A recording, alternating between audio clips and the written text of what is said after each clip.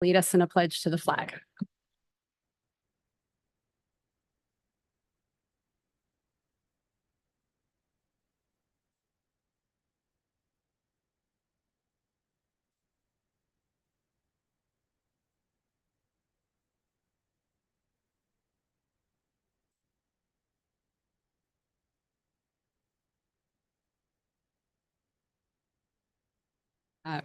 Roll call, please. Councilmember Borbo, Here. Councilmember Daris, Here. Councilmember Newsom, Newsom. here, sorry, Mayor Pro Tem Fung, Here. Mayor Moreno. Here. All present. Thank you. For those of you attending in person tonight, welcome. If you are on Zoom, watching on YouTube, any of the other items are available venues out there, we welcome you this evening. If you are listening and would like to call in during community forum or public comment on any of the items that is on our agenda, you can do so by calling the following phone number. Area code 669-900-6833. Once again, that number is 669-900-6833. And when you call in, you'll be asked for a meeting ID, and that meeting ID is 889-2347-9018. Once again, meeting ID 889-2347-9018. I will ask our city attorney if there's any reportable action from our May 14th closed session. Mr. Fleischman. Thank you, Madam Mayor. There's nothing to report. Thank you. We're going to move on to our consent calendar. The consent calendar contains items that are considered to be routine and non-controversial by staff and can be approved in one motion unless there's any member of the public or wishing to comment or member of the council wishing to pull an item. So I'm going to go ahead and open up for public comment. Is there anyone here in chambers that wishes to comment on an item that is on the consent calendar? I am seeing none. Is there anybody in Zoom that is wishing to comment on an item on the consent calendar? Let me get over to my attendees here. You can raise your hand if so. I'm not seeing any. I will bring that back. Are there any council members who want to ask questions or pull an item? Mayor Pro Tem and Councilmember Daris. So we'll start with Susan. And then I have a question for staff on item 1. And we've got an echo here. This is not in. This is not on.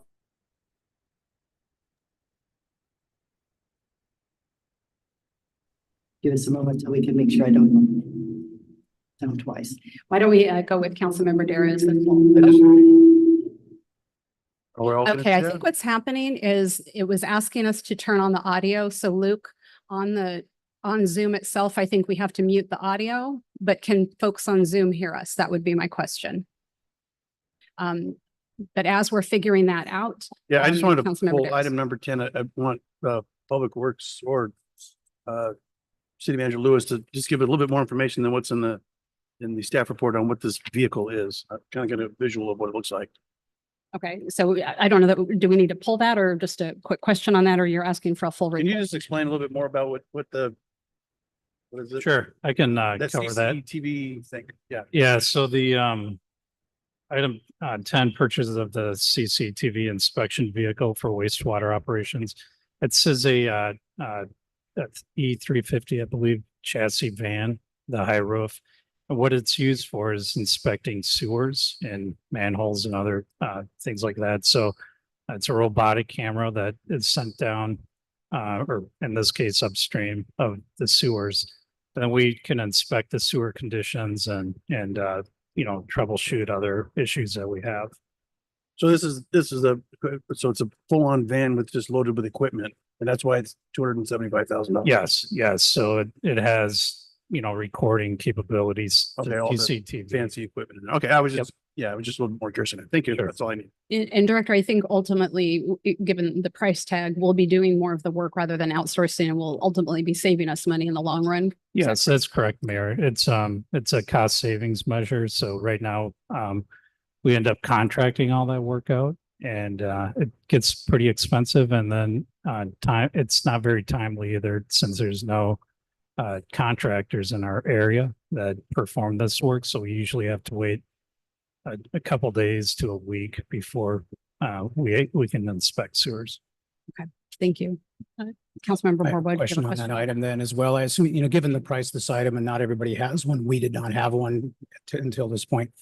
Could we share some of that cost or even charge another agency, let's say like Templeton or Paso or somebody to make it available for their use? 'Cause I assume as much as it's going to save, it's still not going to be in use every day.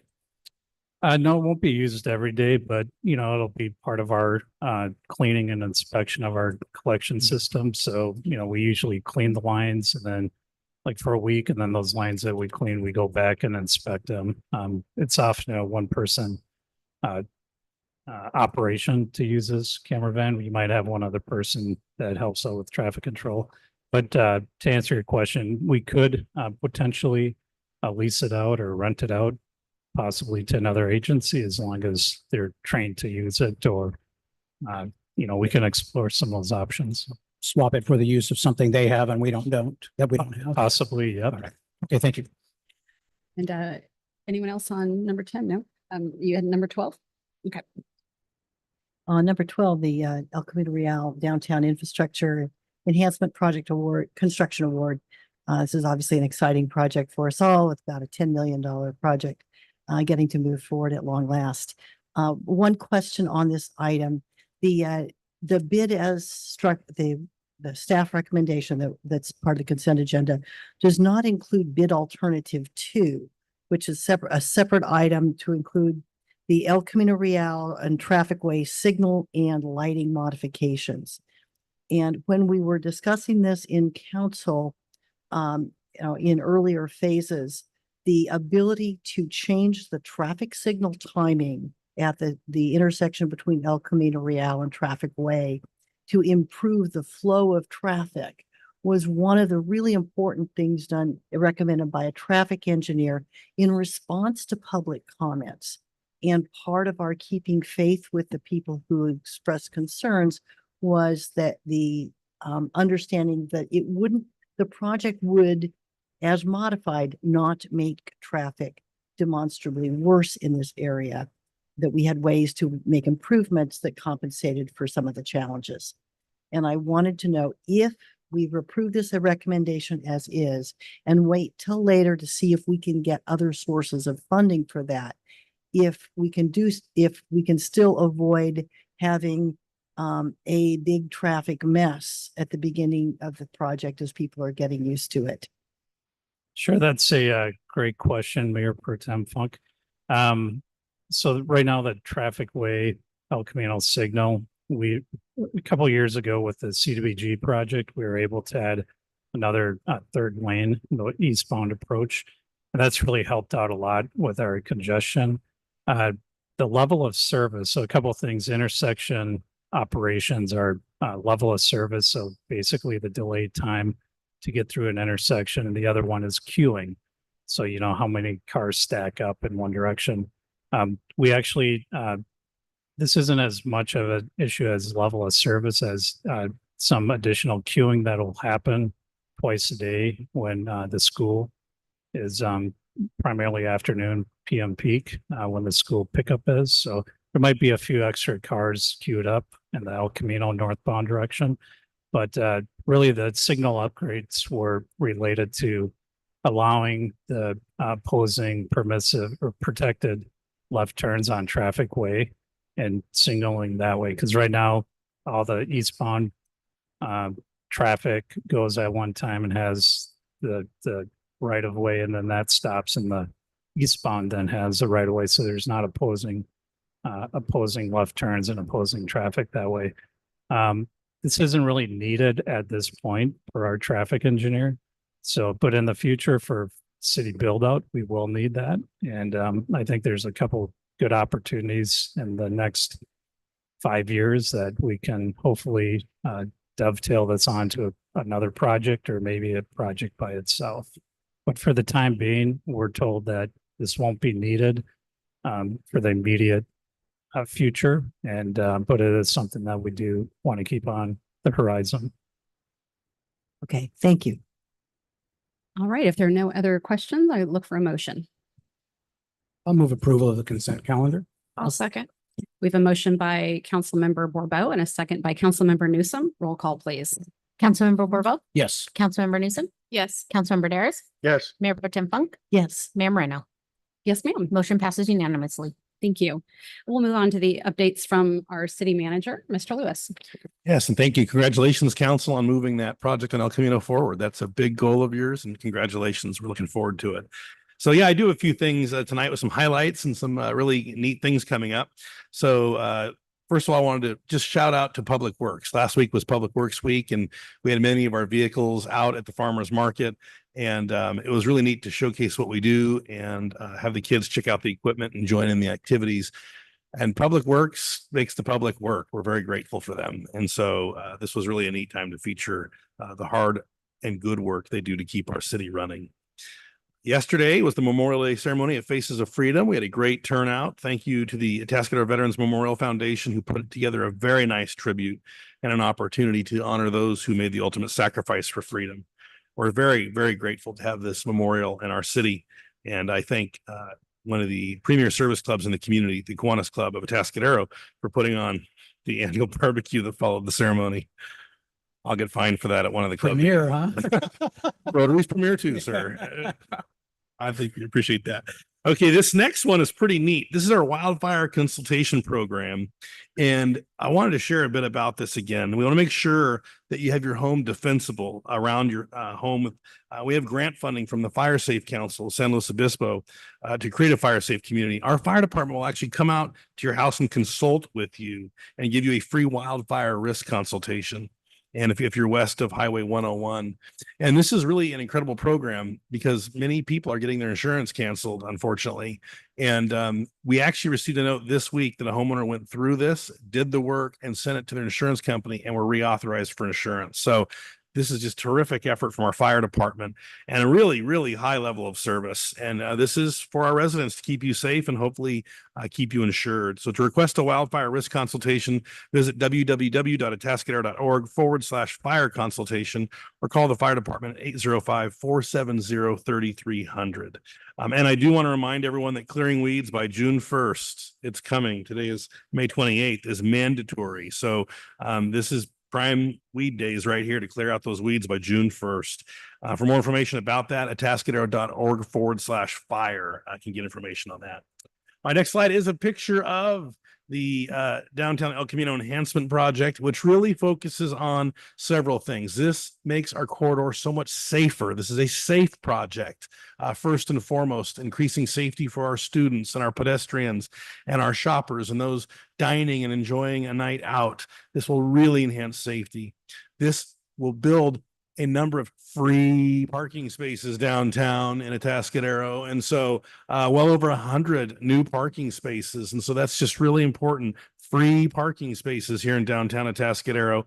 And it will make it beautiful. It will really add to the place of downtown, really connecting both sides to make something very special. So congratulations again for your approval. It's an $11.9 million project and largely almost entirely paid for by state and federal funding. And so you, the council and the staff have been aggressive in getting these funds, and it's sure neat to get our share of that. So I hope people will think of that as they see that we're doing this with state and federal funding. We are working closely with the schools. I had a meeting with the superintendent the other day talking about already plans for the new year when students come back and talking about how if you go to this school, maybe you come in this way and that school you come in a different, really trying to spread the traffic out. So we're having those conversations. We've already planned our first series of meetings for business. We're putting together some videos, just a lot of good information so our business community is prepared.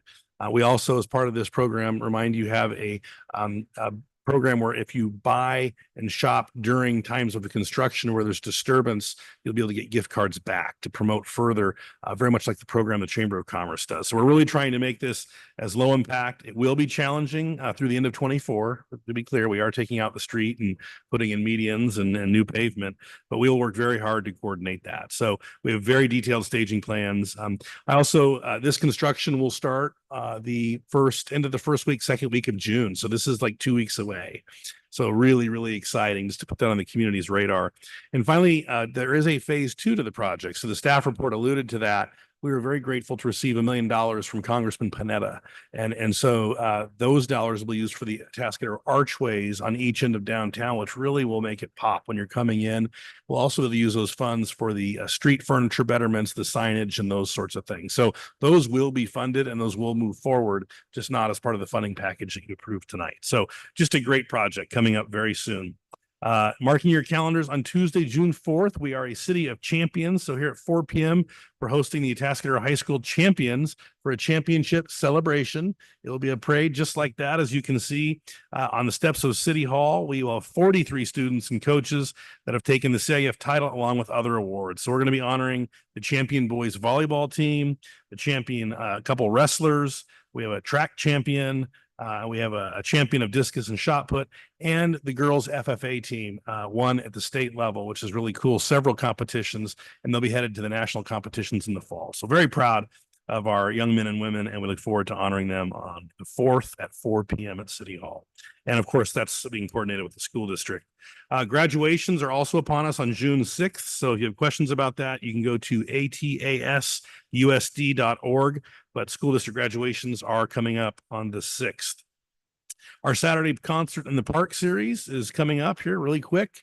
And our first summer concert is June 15th, Rock Odyssey, classic rock of the 70s and 80s and 90s. And so this will be a great concert. Actually, this is a great group, Rock Odyssey. And all concerts are from 6:30 to 8:30 at the bandstand, and they are free to everyone who wants to come and enjoy our beautiful summer evening. So if you want to see more to do, you can go to visitatascadero.com. And that concludes my presentation. Thank you, Mayor and Council. Thank you, Mr. Lewis. It was funny, we're talking about the free parking here in Atascadero, and at our mayor's meeting, which we got to host here in Atascadero a week and a half ago, we were kind of teasing Mayor Hammond and Mayor Stewart. We had such a fun saying, hey, between San Luis and Paso, only free parking, but now Paso's back to free parking. Actually, I shouldn't be saying that. I don't need to publicize that. No, but glad for them. Their parking problems are over. At least I hope so. Anyway, thank you for that report. A lot of really good things going on. All right, we're on to community forum, and this is the portion of our meeting that is reserved for persons who wish to address the council on an item that is not on our agenda this evening, but over which the council has jurisdiction. Speakers are limited to 3 minutes, and we allow a total of up to 30 minutes total for community forum. Any items brought to our attention tonight will not be a topic of discussion here this evening, although I do try to triage things when people need answers and make sure you get those as needed. I would welcome anybody in chambers, if you'd like to speak, to come up to the podium, and we'll have ask you to state your name for the record. The microphone's on. Anybody wishing to speak?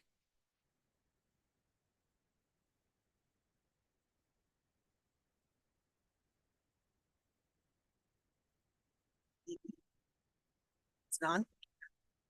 I'm not hearing you very well. How about now? Any better? There you go. There we Yes. go. Good evening, Honorable Mayor, members of the City Council. Thank you for the opportunity to speak with you this evening. My name is Nicole Bryant, and I'm the field representative for SCIU Local 620, who represents your hardworking general unit employees here at the City of Atascadero. Our membership this evening is here to impress upon you the importance of these contract negotiations and their need for fair and equitable wages that meet current economics. While our membership remains grateful for the acknowledgement of hard economic times they have endured since COVID with record inflation and the adjustment last year, our members and your employees continue to struggle to support their families in this community. They are here tonight not only as your employees, but also as your constituents as well. The Central Coast saw a 6.7% increase in housing prices within the last year. Homeownership for the majority of our membership is largely out of the question with the costs of today's housing market. The majority rent and endure rent increases year after year. March and April's consumer price index was 4% and 3.9% respectively over a year ago. The economic conditions create ongoing pressure and competition amongst our local public agencies. One of the geographical challenges of the Central Coast is we have a relatively large number of public agencies within a close and easily commutable distance. And neighboring agencies are keeping up with inflation with their current employment contracts. Paso Robles gave a 4% cost of living increase in 2024. Santa Maria's employees received 5%. Pismo Beach's employees will receive 3% in July, and Arroyo Grande's employees will receive 3.5%. Morro Bay and Grover Beach are undergoing contract negotiations currently, and their COLA adjustments are yet to be seen. The personal accounts and requests you will hear from our members tonight do not come from a place of greed. They are requests of need to be able to work for a livable wage in the community they reside. Please, I urge you this evening to authorize fair and equitable wages for our members and your employees. Thank you. Thank you, Ms. Bryant. Next speaker. Good evening, council members. My name is Jessica Applegate. I've been an employee with the city of Atascadero since July 2018 and a member of SEIU Local 620 for the past 2 years. I work in the Community Development Department as a permit technician. Firstly, I want to say how much I appreciate my job, fellow city staff, and you, our council members. Working for the city of Atascadero is truly amazing, and I feel that the work I do is fulfilling and important. Just a little background on myself. I was born at Twin Cities Hospital in Templeton and have been a North County resident my whole life, many of those years in Atascadero. It is my hope to be able to continue to live in this area and work the rest of my career with the city of Atascadero. Unfortunately, the cost of living has gone up significantly over the years, and I may not be able to continue living in San Luis Obispo County. My husband and I rent our home. We live frugally and have tried to save up in order to purchase our own home, but that is fast becoming unrealistic. The fact is, many of the job salaries paid in this county do not match the cost of living for this area. It has become more and more difficult to save. Our grocery costs alone have almost doubled since the pandemic. It is stressful for my husband and I when we are limited on how we can budget our living expenses, with the cost continuing to rise for housing, groceries, utilities, insurance, interest rates, etc. I recently attended a CalPERS seminar on how to prepare for retirement, many years out for me. The presenter stressed the importance of having multiple investments to be able to live from when you retire, primarily owning your own home or property investments, having a Roth IRA or other type of mutual funds investments, stocks, and pension. To be honest, this is not realistic for me. My current salary doesn't allow me to save for the present, let alone for my retirement, and I know I'm not the only one in this situation. Members of the council, I'm here tonight to ask for your consideration of increasing the COLA for our unit. To give some perspective, the proposed monthly increase on the table currently will not even fill up a tank of gas in my car and is well below the rate of inflation. This is very disheartening. Ever since I've worked here, my experience has been that this council has shown that they truly care about staff and try to offer competitive wages to the best of their ability in order to retain qualified and quality employees. I understand the importance of being fiscally responsible, and I believe what we're requesting is reasonable. I'm excited for the future of Atascadero and hope to remain a part of it. Thank you for your time and consideration. Thank you, Ms. Applegate. Next speaker, please. Good evening, Mayor Moreno and council members. My name is Darcy, and I have been a proud city employee and SEIU member for almost 2 years now. I love the work I do. It is challenging, exciting, and rewarding to feel like I'm supporting our wonderful town. I'm surrounded by colleagues who work hard to make this town a great place for us and our kids to live. I feel like I've been doing everything right my entire life, and I should feel financially secure by now.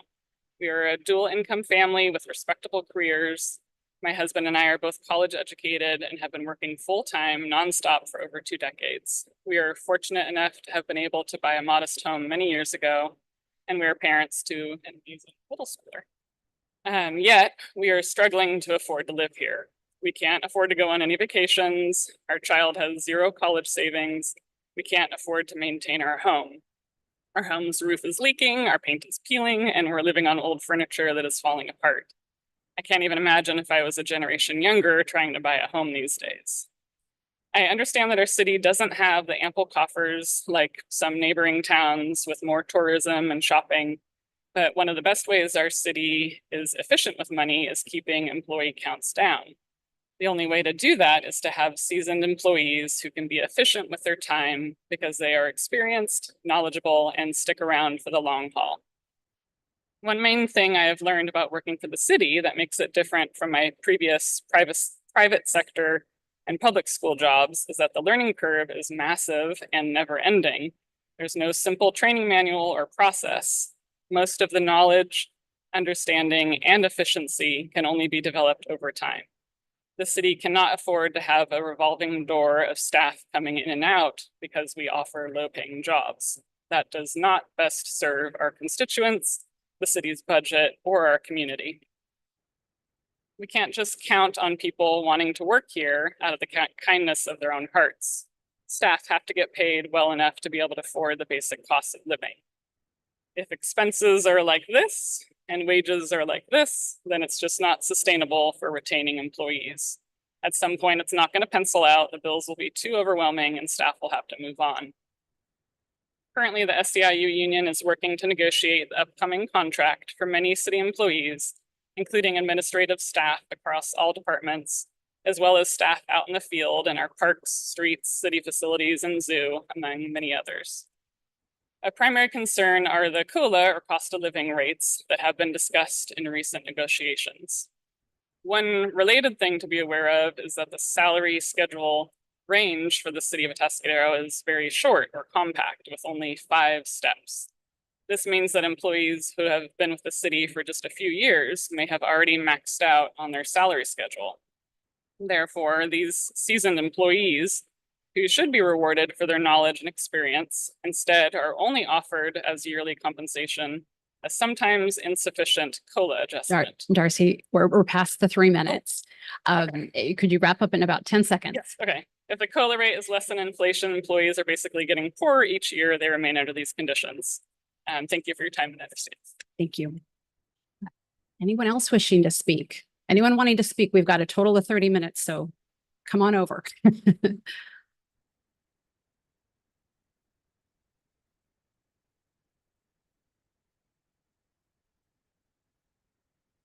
Good evening, council and staff.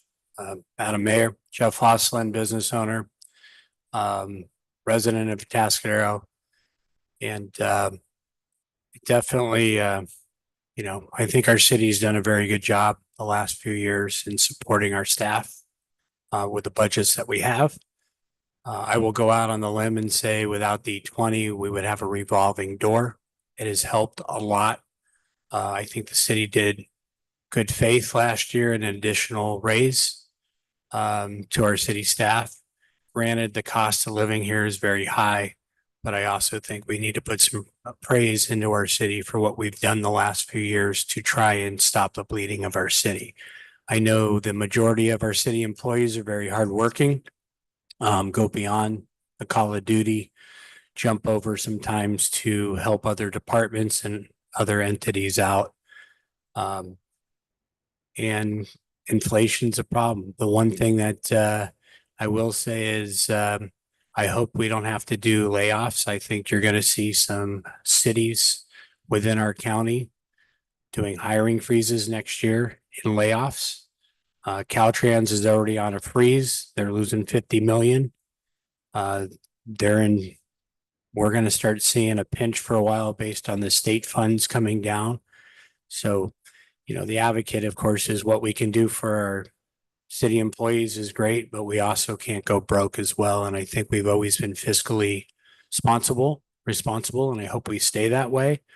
At the same time, figuring out how to retain our staff is always a plus. Thank you. Thank you, Mr. Oslin. Anyone else in chambers wishing to speak? Come on over. Come on over to the mic. Yeah, please. If there's anyone else wishing to speak here at Community Forum, head on over, stand in line. You can hand that to the police chief here and he can make sure that it gets to staff. Yeah.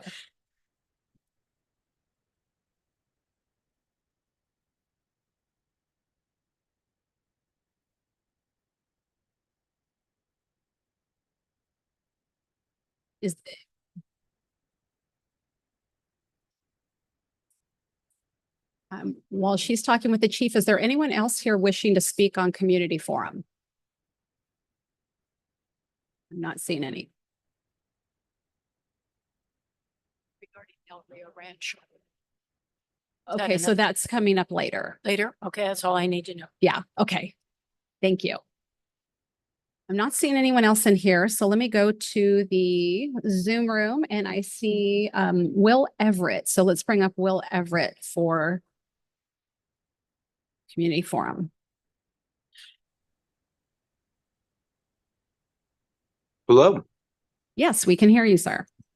Hello, esteemed council, Susan Funk, Heather Marino, everybody else. I just want to send my sentiments to city staff who are currently given, socioeconomic rates of housing, inflation, mortgages.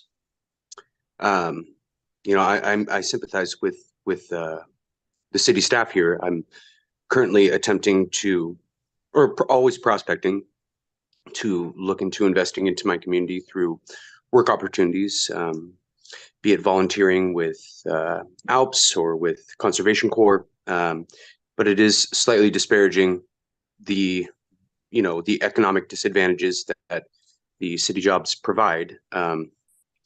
There's some lines of jobs that provide a lot of money, given only a bachelor's degree, such as potentially a legal advisor for the city or a city manager. It's slightly disheartening that some people can have a 4-year college degree and make 6 figures or equivalent to that of a neurosurgeon, but other people who have street smarts or just longevity with the city, just people who've stuck around, who are generational, make very small wages. And mathematically, if you pay more than a third of your income in rent, utilities, expenses, you have no economic advantage and you're indentured. You can't, even with federal housing assistance, you have to have $25,000 cash to qualify for first time home buyer's mortgage, etc.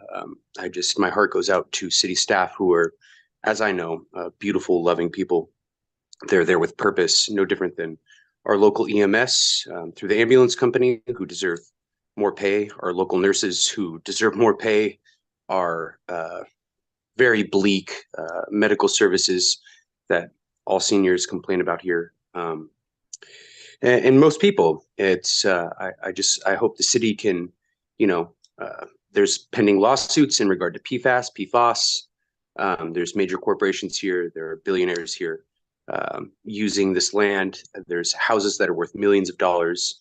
I just hope that, you can see the people that keep the city afloat matter. And I end my statement, my time, and thank you, council. Thank you, Mr. Everett. Anyone else wishing to speak? I'm not seeing anyone else in Zoom. You can raise your hand if there is. Is there anyone else here? I don't see anyone on the phone. Luke, is that correct? Okay. We still have time. We still have like half of our time left. Anyone else wishing to speak? Feel free. Good evening, council.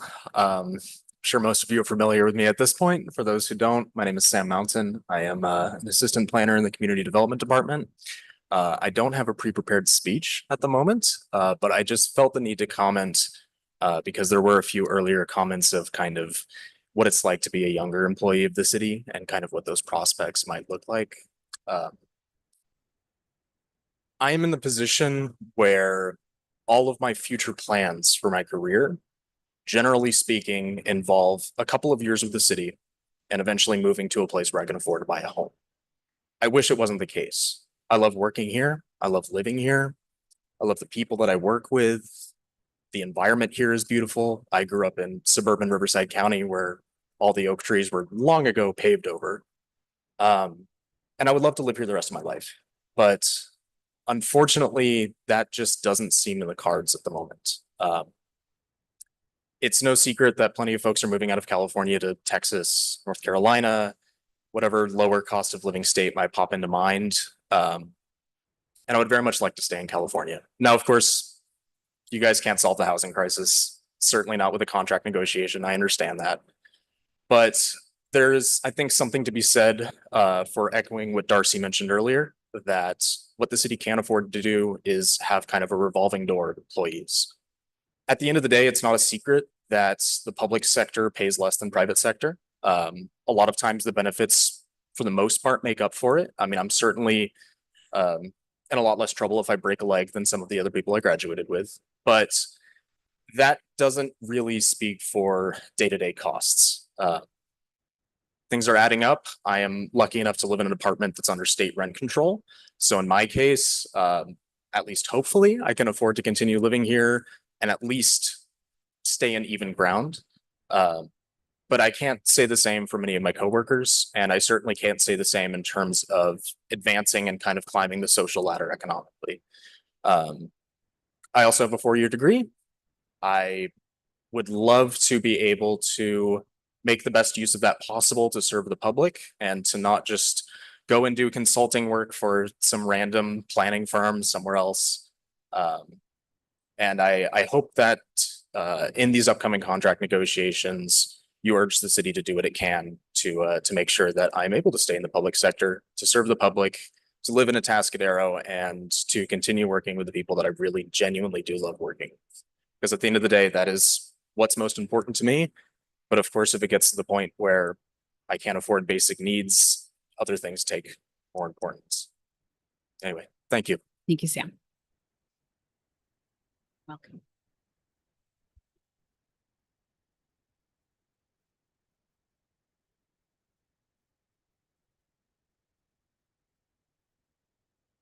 Oh, thank you. Good evening, members of the council. My name is Kelly Rebelo. I'm an employee for the city of Atascadero, and I'm here tonight as a member of SEIU Local 620.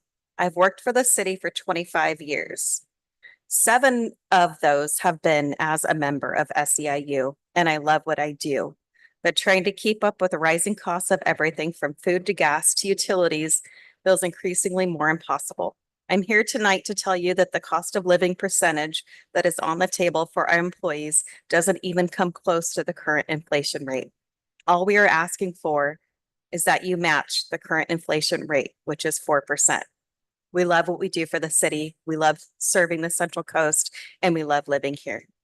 The people are amazing, and it's such a beautiful area, but we cannot eat the scenery.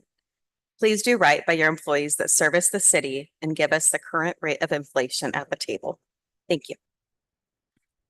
Thank you. Anyone else wishing to speak? Community forum, anyone at all? And I'm not seeing anyone in, if there was anyone in Zoom or on the phone that wanted to, you could raise your hand. Otherwise, we're going to close community forum. Okay, I'm going to go ahead and close community forum and bring that back to council and staff. So as was stated, we are in a negotiation, so there is nothing that we can say to that this evening. I will say overall as a council, and I know I speak for my entire council, we appreciate our employees. We appreciate the job that every single one of you do. It takes all of us to make this work. And as Mr. Oslin mentioned, we are balancing fiscal constraints with how do we reward employees and pay them for the job that they're doing. And so we will continue to balance that, know that we appreciate all of you. And again, being in negotiations, that's all we can say at the moment. Thank you. Okay, we are going to move on to, let's see.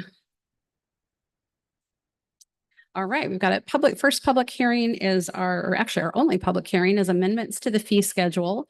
I will start by asking if there is any ex parte to disclose. Any ex parte on the fee schedule? I'll see none. I'll move over to our Administrative Services Director, Ms. Rangel.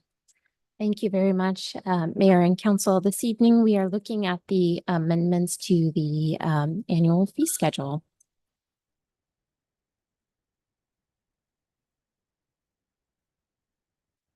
Okay, so the service fees are charges that are represent cost recovery of providing certain city services.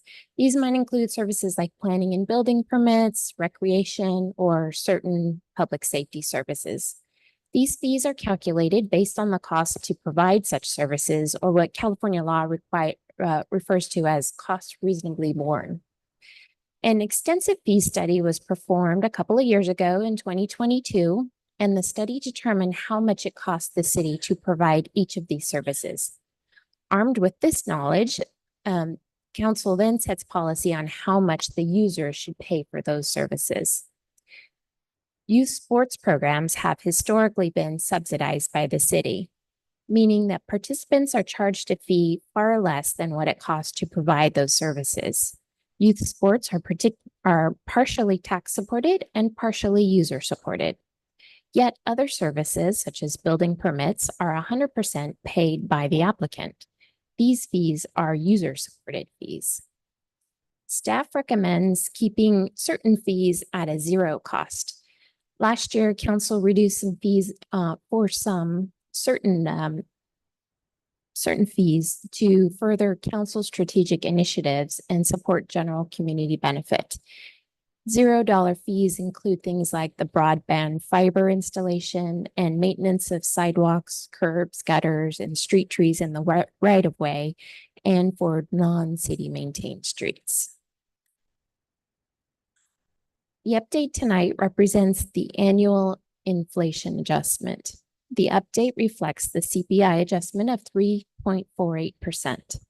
Most of the fees in the draft fee schedule reflect only the CPI increase. Some fees, however, are fixed by state laws and typically don't change. If adopted tonight, the amended fee schedule would go into effect in 60 days. I did want to call your attention to one particular fee. It's fee 24-055B in the engineering agreements. We had connected maintenance of stormwater facilities in addition to the OWT. On-site wastewater treatment. Yes, on-site wastewater. On-site treatment. wastewater treatment. What's the S? System? System. Oh, yeah, yes, system. There it is. Into one fee and actually, kind of combine that either or, but actually the maintenance of stormwater facilities is just a flat fee of the 333 and does not have an annual component. So we are requesting a clarification of that to remove the annual fee portion from the maintenance of stormwater facilities. But other than that, we have no other adjustments. So can you go back to that, Director? Certainly. Yeah. Can you tell us what page this is on in our agenda? Sure. Thank 300, you, I believe. Charles. Okay. Page 300. So I see that. So right now it says plus 183 annually, and what you're wanting to do is strike the 183 annually. And so it's this middle proposed one that you're looking at. Right, that the middle proposed one is what's in the agenda, but what we're requesting is the far right column to break those two out and strike the annual fee in the maintenance of stormwater facilities. Oh, okay. Got it. I see what you're saying. Because there's, with the maintenance of stormwater facilities, there's only the 333. With the on-site wastewater treatment systems, there is the 333 plus the 183 annually. Correct. Got Yes. it. Okay. Thank you very much. All right. So if we understand this, virtually all of these fees are things we saw last year and the year before. And the year Correct. before that, and possibly the years before that. So we've seen these fees before. Virtually all of them have either gone up by CPI or they aren't increasing because of state, the state fixes it where it is. And there's, a handful, I noticed a couple, got my questions answered that either we struck a certain thing or we increased something a little more than CPI. And other than that, this is fairly routine. Correct. Okay, thank you. All right, so I will look to council members for any questions that we might have. And I'll just kind of start down on my left at Dara's. No. Funk does. Okay, go ahead. And none from Newsom? No. Okay. Yeah, let me first come back, if I may, to the one that you just pointed out. Why do the septic pre-treatment systems require an annual fee when a regular septic system does not? I'm going to defer that to Director I DeBar. thought you might want to let Nick. So, with all the fun stuff. great question. And per our LAMP, so I think it was 2018, the city adopted its own on-site wastewater treatment system design standards. And with that, it really was meant to have design flexibility because the state's septic design standards did not allow certain things that we use here in town that would render some of our properties really unbuildable.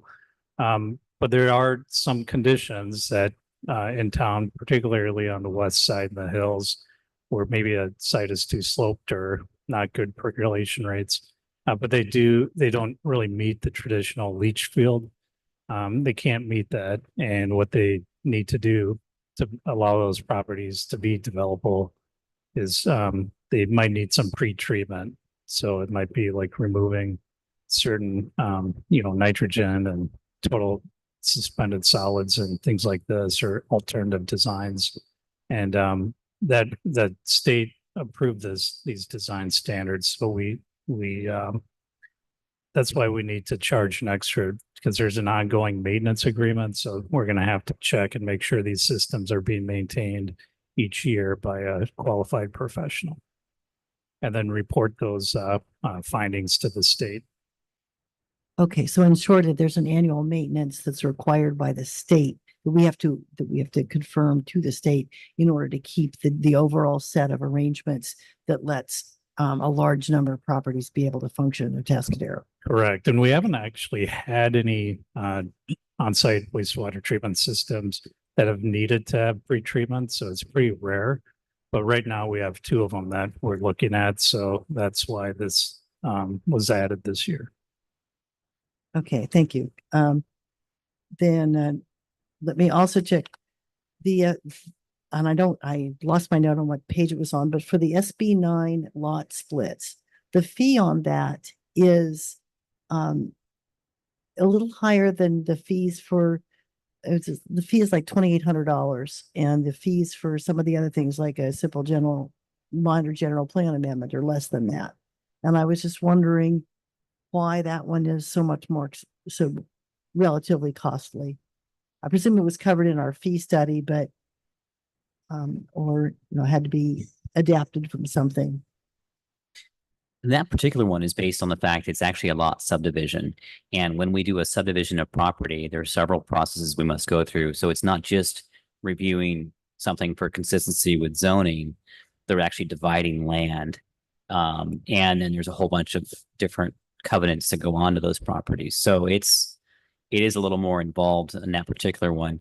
Now, a general plan amendment would be a lot more money. You mentioned that, I think I heard you say, but a use permit would be, sorry, use permit fee. I think our minor use permit fee is even higher than that one.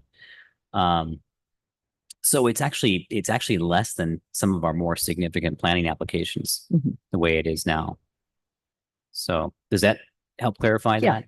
That's fine. Thank you. Thank It you. helps explain why that new thing that the state is asking us to do is a little more costly than, is more involved than it might seem to be. And then I just wanted to follow up on the, I see we have a rental fees standard for renting the Lake Pavilion or the Zoo Event Center or those kinds of properties.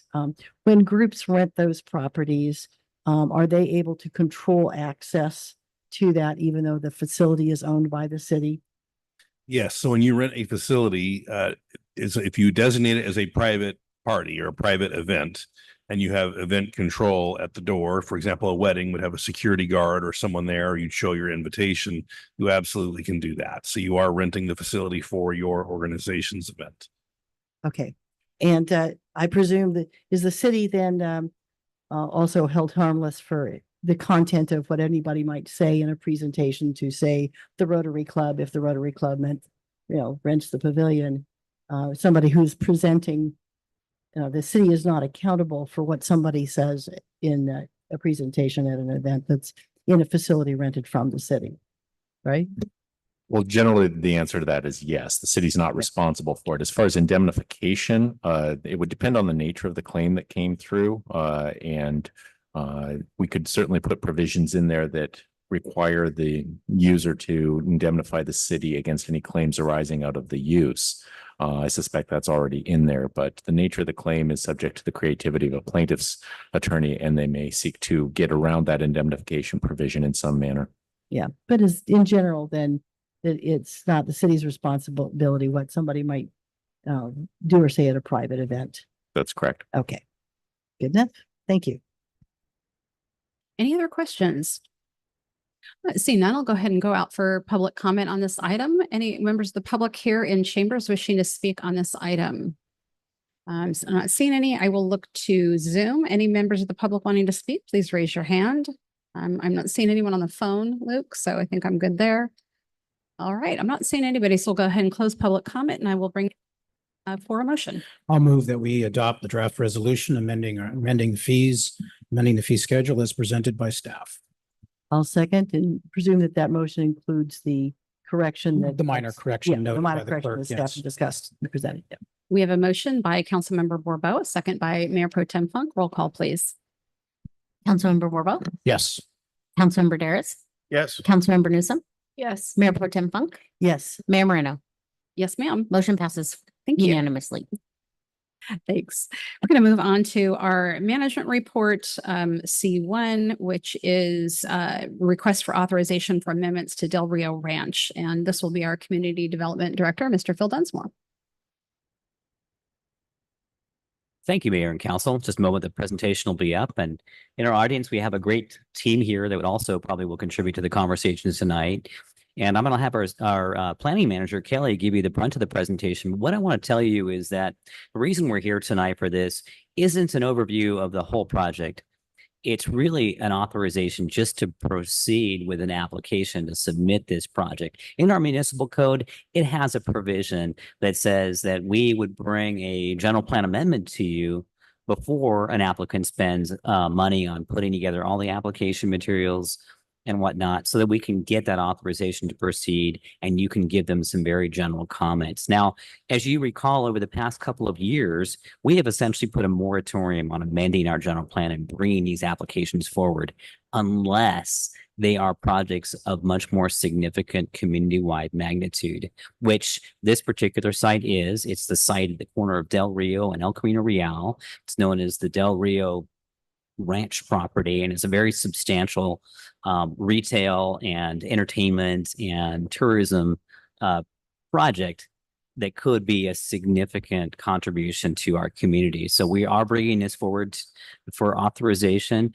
And even if it didn't have a general plan amendment request, we'd probably be before council with this project anyway, because our prior review of this project did have some high level considerations that the council wanted to see at their level anyway.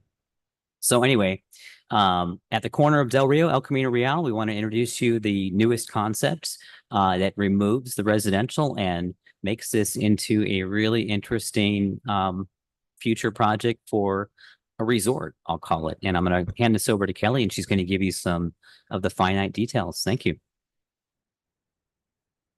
Thank you, Mayor and Council. So the application summary, which Phil went over a little bit, is a general plan amendment with the zoning map amendment. That's to get rid of the residential portion on the top end of the property. This site actually was identified in our citywide general plan update. And so it a little bit depends on how the project tracks with timing of that. So during our general plan citywide update, we did identify this site as purely commercial, and we're intending to take the residential portion away as part of that project as well. So if this moves forward ahead of that, we will be doing that with this project. If it moves forward after that, then that will already be done as part of the citywide update. It also includes a specific plan amendment to the Del Rio Road commercial area specific plan to allow for the uses that they're requesting. A master plan of development amendment, which will solidify the uses on site and some of the architectural and aesthetic considerations, and likely a tentative tract map for subdivision of certain large portions of the property for financing and sale. Again, authorization to proceed does not necessarily endorse the project as it's proposed, but allows staff and council to take an early look at the project and provide any direction or conditions or areas that need further analysis to move forward. This is an overview of the site. We'll get into a couple of the details in some later slides, but you can see that the site generally has a similar circulation pattern to what was originally proposed. They are proposing some RV uses along the outskirts of the site rather than internal to the site. That's to accommodate some topography on the site. They do have more of a resort-focused use towards the center of the site, and then still some commercial uses at the corner of El Camino and Del Rio. This was the previous approval that had the RV spaces towards the center of the site with that residential in yellow towards the top along Rio Rita Road. It also had an extension of Bispo Road that's not currently proposed as part of this proposal. They're moving back to the circulation patterns that were originally approved in the Walmart specific plan. And then you can see there's a number of convention center, commercial uses, entertainment center with a parking garage and a hotel towards the outskirts of the site at El Camino Real and Del Rio. The current proposal is kind of broken into three main categories. There's the RV zone, which is shown in yellow, again, along Del Rio Road and along Rio Rita. And Rio Rita is much higher than the rest of the site. And so those will likely be sunken down below Rio Rita Road, but we'll use the topography to have views over the west side of the city. There's the resort zone that will include some glamping sites as well as some resort amenities, a couple pools, sort of a main clubhouse building, and kind of a little market walk, I think will be in there as well. And then the commercial zone is mostly along El Camino Real. There's some scaled back commercial buildings that would be for use of the general public as well as the resort patrons. There's also a detention basin that would also act as a smaller event space rather than a larger amphitheater that would allow for some concerts and venues of that nature. And then along the southern, I guess, portion along El Camino would be the RV check-in. And there's a small RV and golf cart service component associated with that to help serve the resort. So some of the considerations with the application are the ratio and location of uses on the site, the new public road alignment, which moves it back more towards the original approval for the Walmart development, some fiscal considerations associated with the resort, and aesthetics. So in terms of the ratio and location of land uses, we did eliminate the multifamily housing designation. It's somewhat important to note that this multifamily development location was part of our housing element and was identified as a housing element site. We can eliminate that multifamily use if we are accommodating it in some other way. And our citywide general plan update will accommodate a lot more housing. So we're not concerned about elimination on this site. They are expanding the resort use as well to 11 acres. And then again, shrinking that commercial component along El Camino Real, but still having that commercial presence. The public road alignment, which we've discussed a couple times, they are eliminating the extension of Obispo Road and moving the public road back to the Walmart location, which aligns with the service entrance to the Mission Oaks Plaza, and then will serve properties to the south that are designated for higher density multifamily. And this will be a public road that is accepted into the city's system. In terms of fiscal considerations, this is a larger scale high-end RV resort as part of their proposal. So of course, there is TOT revenue that would come in from this use for every glamping site or RV site that is rented out. It also provides a major visitor draw to the area and helps support some surrounding uses that are happening in that area currently. Staff has given direction to the applicant team for full hookup spaces to make sure that this is a high quality RV resort, and they have included that as part of their proposal this evening. In terms of aesthetics, we'll need to be concerned about the views from the Del Rio frontage as well as Rio Rita buffer and the El Camino frontage. So they are proposing kind of like a Tuscan Mediterranean theme. I'm sure their architect can speak a little bit more to that than I can. And they've included some proposals for what that might look like along El Camino Real and Del Rio Road. So they've provided some sketches that you haven't seen as part of your packet, but we received today for the El Camino entry as well as the Del Rio entry. So you can see that they are proposing sort of some walls and landscape features that would buffer some of those on-site uses from the road while still allowing some quality signage and architectural features. So again, the authorization hearing gives the council the opportunity to provide direction if there might be conditions on the project that need to be met, if there are certain design considerations for aesthetics, or if there are areas of concern that we need to analyze and address as part of our review process. Again, there's no guarantee of approval if they are authorized to move forward, but there is a chance to analyze and process the application. So if the council does authorize the project to move forward, there will be a formal application submittal and staff technical review. We'll also see this project before DRC and Planning Commission before we finally make it to council for a final action. Of course, there's always alternatives for the council, making suggestions and modifications to the project in terms of use or aesthetics. You can, of course, deny the application moving forward, and they can wait until the general plan update or some other concept moves forward. And with that, we're available for any questions. And I know the applicant has a large team here as well to answer anything that you might have. Thank you, Ms. Gleason. So I want to make sure that we are approaching this appropriately this evening, because what I'm hearing from you is what you're wanting from the council is the council to say either yes or no, move forward with processing an application. So in that application, what we would have is not this exact thing in front of us. What we would have is generally a removal of the residential element that you've already said that is part of our RENA numbers, but that is more than made up for elsewhere. So we're not concerned about that. So in authorizing this, we would assume that would be part of the application. We can also assume part of the application is the change in the road circulation back to the original. Obviously the smaller event space, just some things, but you don't necessarily want us to say what exactly is the size of the retaining wall that's going to be, or how many spaces of glamping. Like, we don't need to get into that detail. More of just general along the lines of what you were talking about with aesthetics, the things that we want to be concerned about. Is that because this is a big project, but this isn't the time for us to 5 hours into deep We're dive not because asking we're not there for an analysis of the project, but we are asking you what you would like to see in the upcoming application and whether you'd like to see that application. And if there's some big ticket issues that are deal killers in a consideration for the development of this site. Great.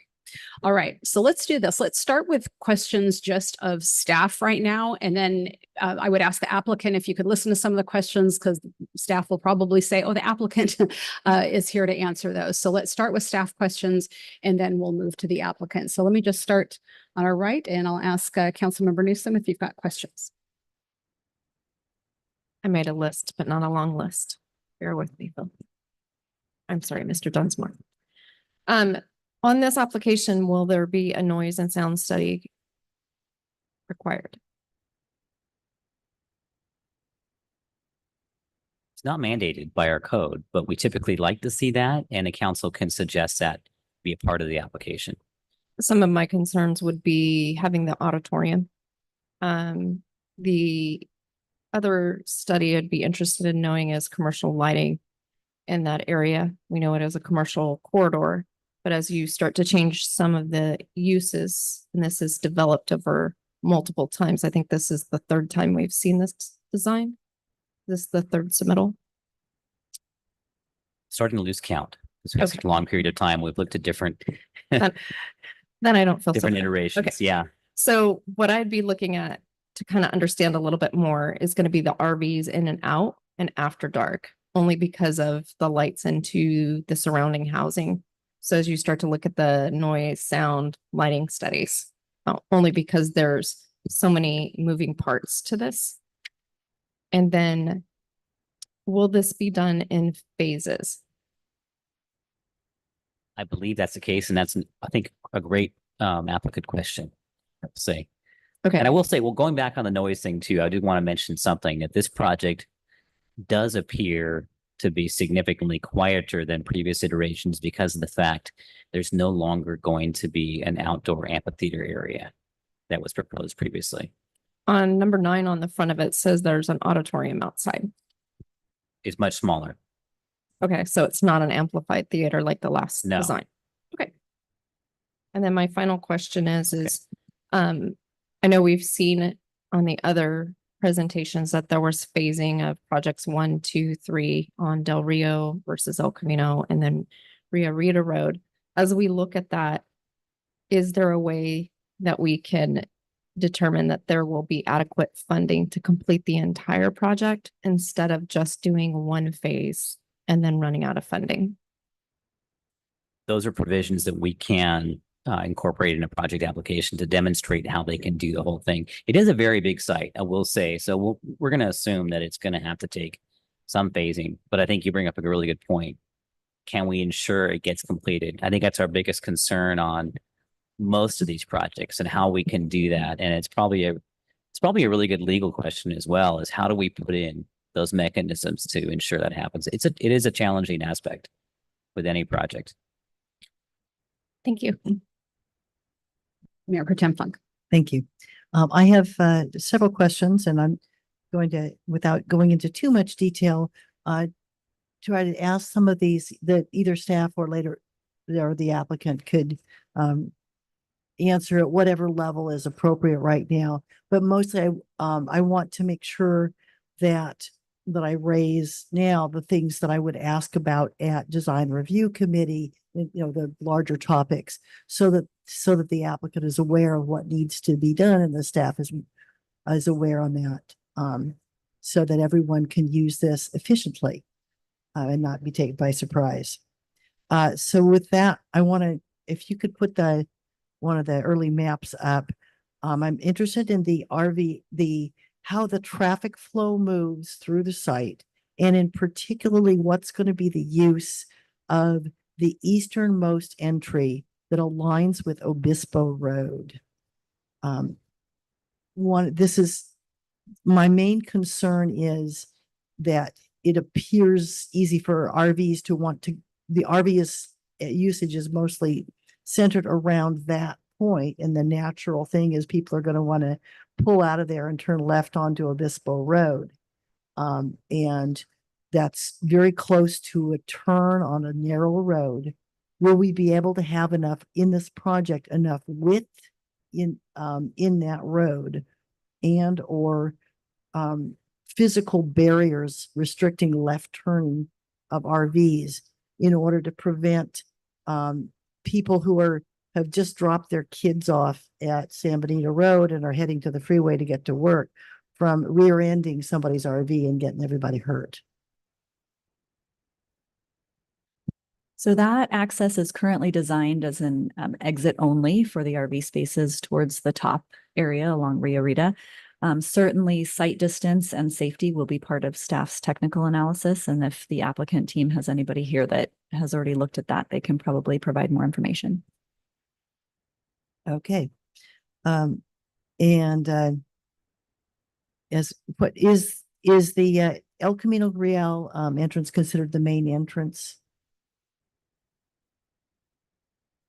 I don't know that any are considered the main entrance yet. We do still believe that there will be a signal required at the El Camino Real intersection at the entrance there. So that will likely be the easier place for some vehicles to enter, and we'll likely have a dedicated turn lane as was previously required with the specific plan. But they would not be limited from entering off of Del Rio. Okay. Is it with the road now aligning at to the south at a different point, the interior road? Is that going to work with the development plans of the properties to the south of this?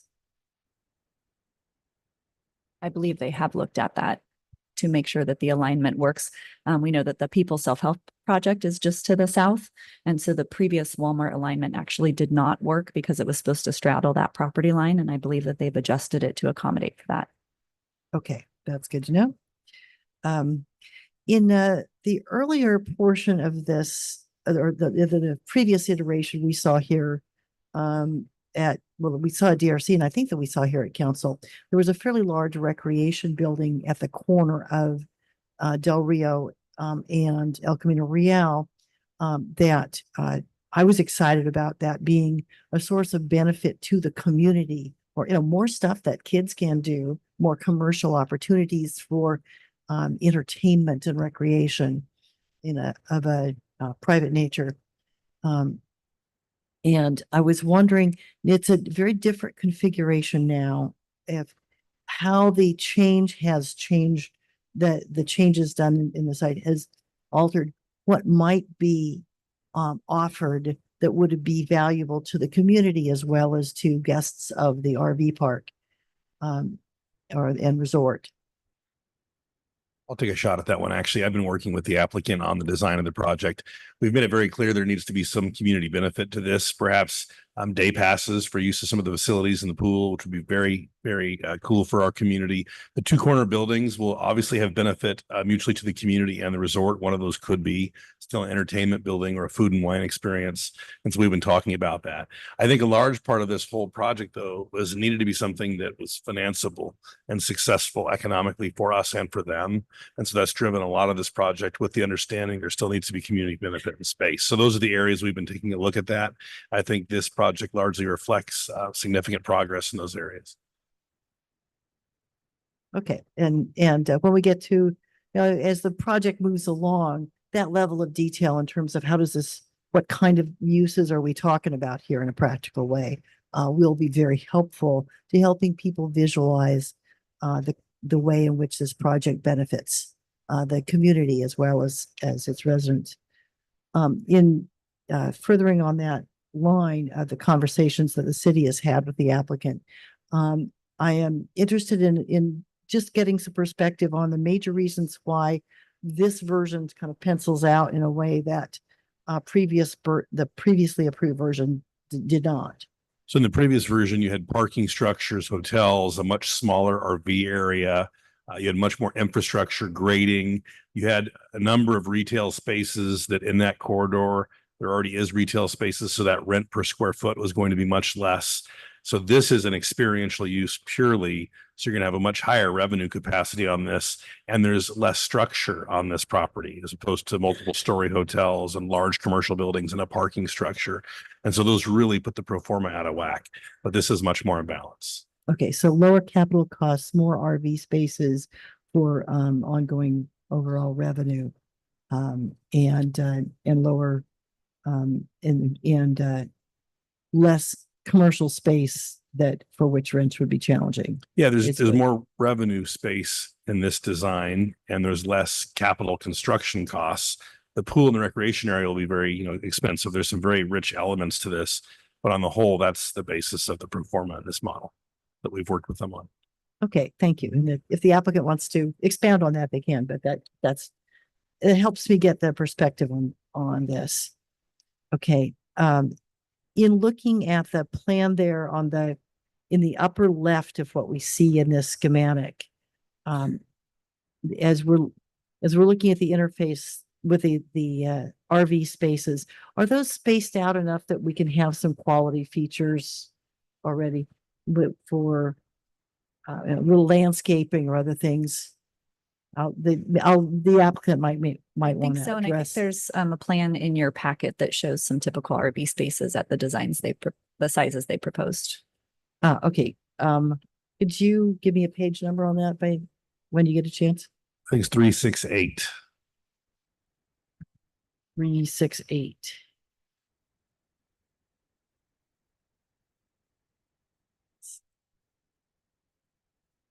As I was traveling this week, I gave up trying to review these on my phone and make sense of this. And then there's some pictures of materials on 369. So on 368, thank you can kind of see the largeness of the space and sort of the landscaping there. Yes. Okay. Great. That answers that question, because it will be important for it to be a quality experience in the space in order for this to be the asset to the community that we are hoping it will be, as well as to investors. And then what's the general purpose of the bike lanes that run essentially from the RV service area to the commercial site and the other entrance move across the project? Is that just so that we could avoid having to have those improvements on El Camino Real? Or is there it didn't quite make sense to me to have the bike lane there. Bike lanes would still be required on El Camino Real. We haven't looked at their street sections yet. I bet the applicant team could provide some answers in terms of the experience that they want to be able to provide for within the resort area. Okay. And are there still walking trails within the resort? That would be a good question for the applicant team. Great, thanks. That was a feature of the prior version that again was a community benefit and seemed to make sense. And I wasn't quite sure what was going on with it. that here. And then the RV servicing functions that are sitting in the lower right-hand corner next to El Camino Real. In other parts of the city, we're working our tails off trying to incentivize getting motor vehicle services out of core prime commercial areas. Is that a usage that would be allowed in other parts of the city that have similar kinds of zoning? Generally, that's a use that is allowed with a conditional use permit in our commercial retail zones and our commercial service zones. So it could be something that's allowed here as part of this particular project review, as part of the specific plan, or as part of their use permit for this property. But it's not something that's allowed by right in any of those districts, except for the service zone and an industrial zone, which this is not a part of. So it's a discretionarily allowed use, if that answers your question. It's something that we could authorize in this project. It's something you could say, hey, is an accessory to this resort, or is it something that serves the outside? And those are questions that we have as well. Okay, yeah, that would be something that I'd want to see get resolved over time and understand whether there's a strategic value to it, because it is something that, you know, as the front piece of a commercial space next to its entrance, that gives me pause. And then on this, I can't tell the building number on this, but there's the sort of soundstage sort of building or whatever next to the seating area that would essentially be people bringing lawn chairs into the drainage basin, right? Or if you're going to do something with a sound there. Yeah, that's correct. It's a the previous project was a full amphitheater with full seating for a designated number of people. This is kind of a lawn area with a small stage. Okay, so, and that would be facing outwards towards, I know, across El Camino Real, next to the freeway, across Correct. And again, the sketch images of the entry off of El Camino did show kind of a wall around that portion. So, but not necessarily exposed to El Camino Real. Okay, so it wouldn't necessarily be visible to El Camino Real, but it's pointing in that direction. Correct. Yeah, okay. So as opposed to be pointing back towards the neighborhoods to the south or east or the north. Okay, got it. And then are they contemplating an amplified sound permit as part of this application? We haven't gotten that far. They certainly could include it as part of the application, or we could do that separately when we had a user or some known event come in and look at those individually. Yeah, consistent with Councilmember Newsom's comments that if the extent to which that amplified sound is involved in these, then that will include more prompt more questions about the siting and the impacts on surrounding properties. It looks to be something that could be managed with very modest impacts. And then last for now, you mentioned that we can manage with our housing element, not having these things.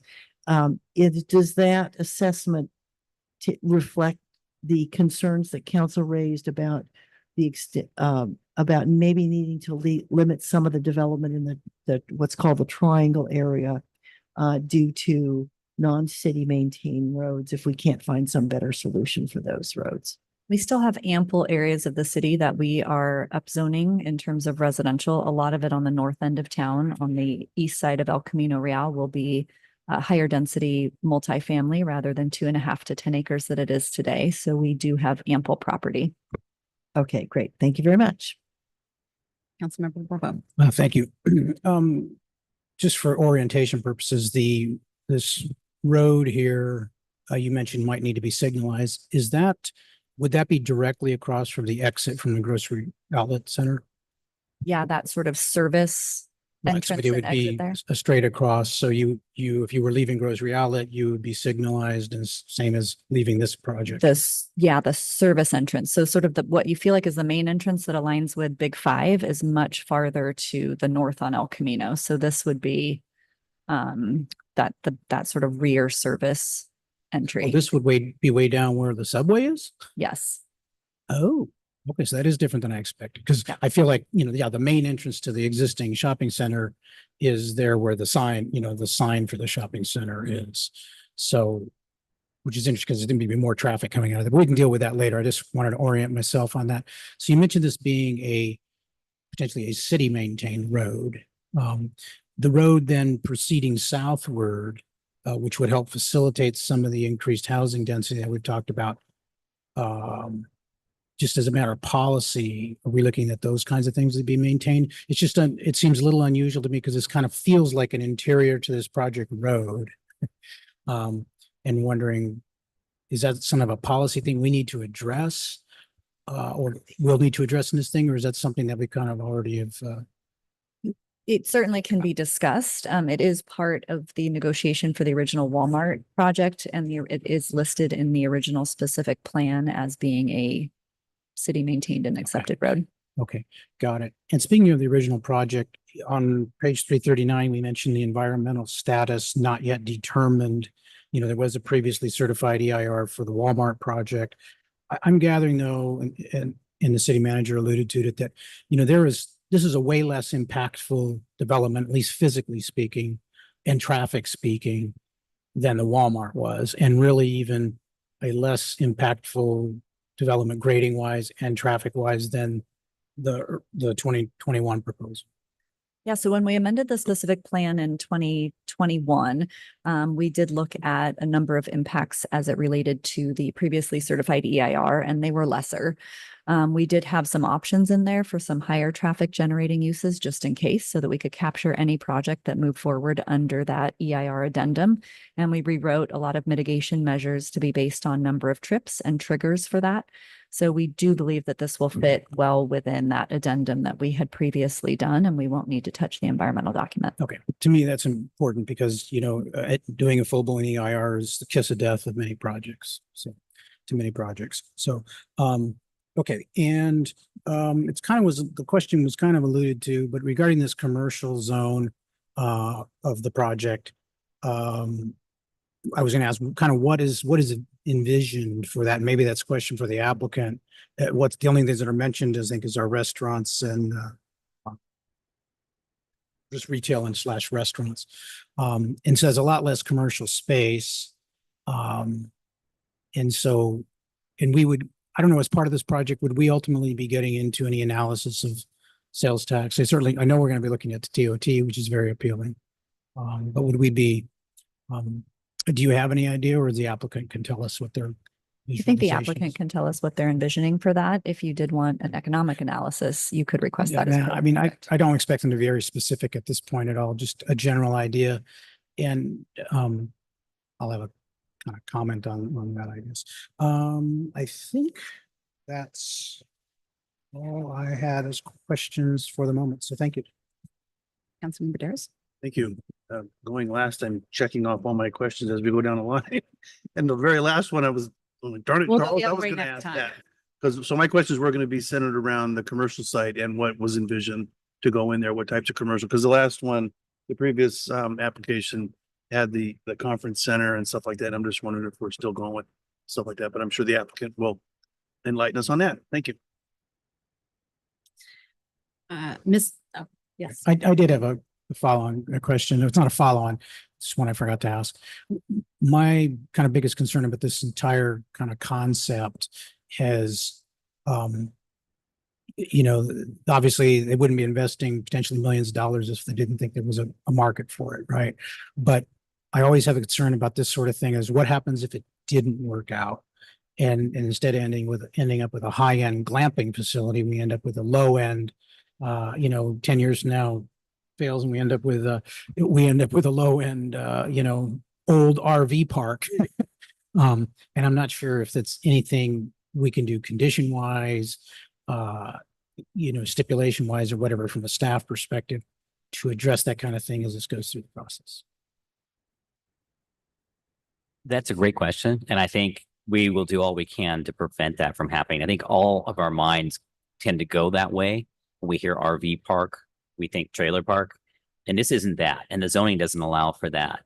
And I think this process will help ensure it's as quality as it can be. And our careful crafting of the future review and the conditions that we create will help us get there. But it's never 100%. And I think with any project, whether it's building buildings on this site, building a shopping center, there's a lot of things at play, and it's almost impossible to guarantee 100%. Look at Dove Creek 20 years later with a Right. commercial vacant space. It is challenging. Yeah. Well, exactly. We can't guarantee the success of a business enterprise. So we have to at least consider what happens if it's not a successful. Absolutely. So- Yes. What provisions can we put in place to make sure we can keep it going? But this is a constant challenge. Colony Square, another good example. We have vacant Right. spaces there. Got it. We have property owners that it's challenging. That's all I'll say. Got it. Thank you. Yeah. Yeah, as council members Borbo and Newsom said, I think the financing and the ability for it to go through is my biggest concern. So part of that is certainly on the applicant, or the huge part of that is on the applicant, but also us. And how do we help facilitate that? Because we want this to be a community benefit. Obviously, if this is something we move forward with, we also don't want to put undue burden onto the project and that makes it more and more expensive and then not viable. So, there's a balance in both directions, I know. I am curious about the city maintained road. Is that simply there because, as you said, it's been there since the Walmart project and it's just sort of been grandfathered and carried through? Yeah, it's been there since the Walmart project, mostly because that was envisioned to serve the properties to the south. So trying to negotiate associations and maintenance agreements amongst multiple properties in an area where the city is deciding to densify is difficult when we don't have a city accepted road. So we did accept for public access, but not maintenance, the road that goes through Emerald Ridge. And I believe that the future plan would be to accept it for maintenance when the full road is complete. And so we would do this because, unlike another new development coming online, there's a bigger benefit than just the project itself. Correct. This road Okay. would serve multiple properties and be sort of a neighborhood connector road for Okay. future growth. Okay, thank you. And then with regards to the RV service area, do we know if they plan to just have it be where they're servicing people who come with their RVs, or is the intention to have it be a bigger kind of service operation? I think that's a good question for the applicant. The building looks pretty small, maybe for 3 RVs, but they would know how they might intend to use that space. I mean, I assume and I'm not someone who RVs, so I'm not in that world. I would assume that from time to time they break down. And so that's maybe a service that you provide for somebody who's there, but we'll figure that out. Okay. I think that is it in terms of our questions for staff, unless anything else has come up, staff. No? Okay. So with the applicant, we will get to community forum, I promise. With the applicant, if with some of the questions that you've heard us ask, would you be able to come forward and provide us some answers? And then if we've got some follow-up, we can do that. And then we will open up to community forum. Or not community forum, but public comment.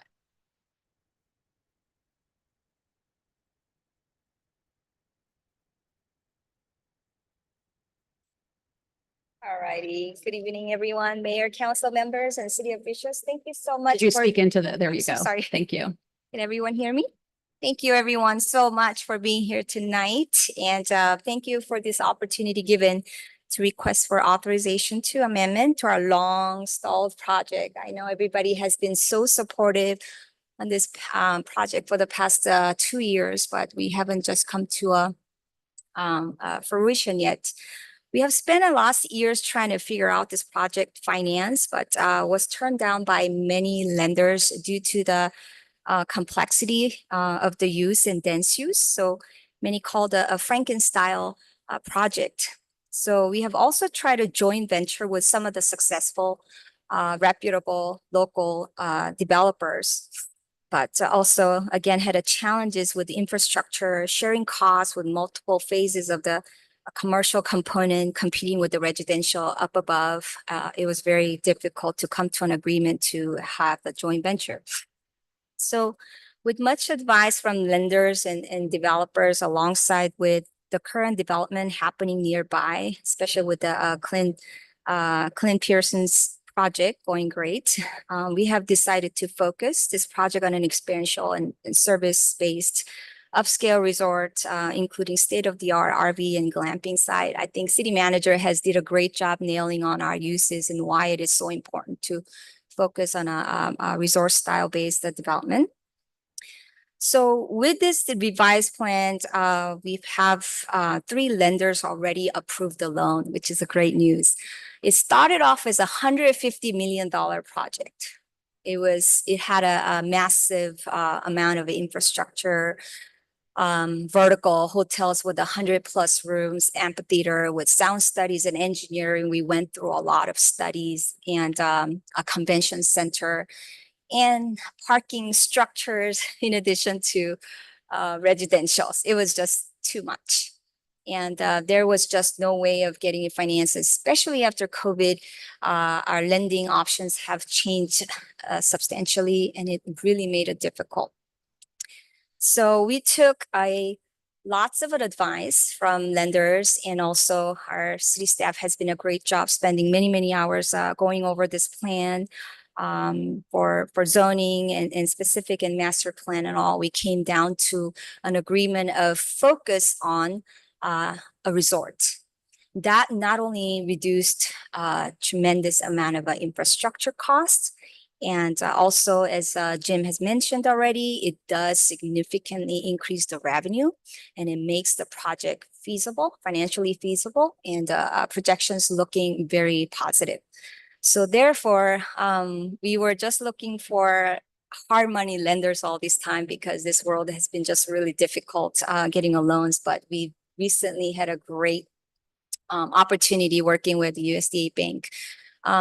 Community West Bank has already provided an LOI for us, and they would like to see this as a phase 1 project because it lowered the cost tremendously, that we don't have to really break it down into phases.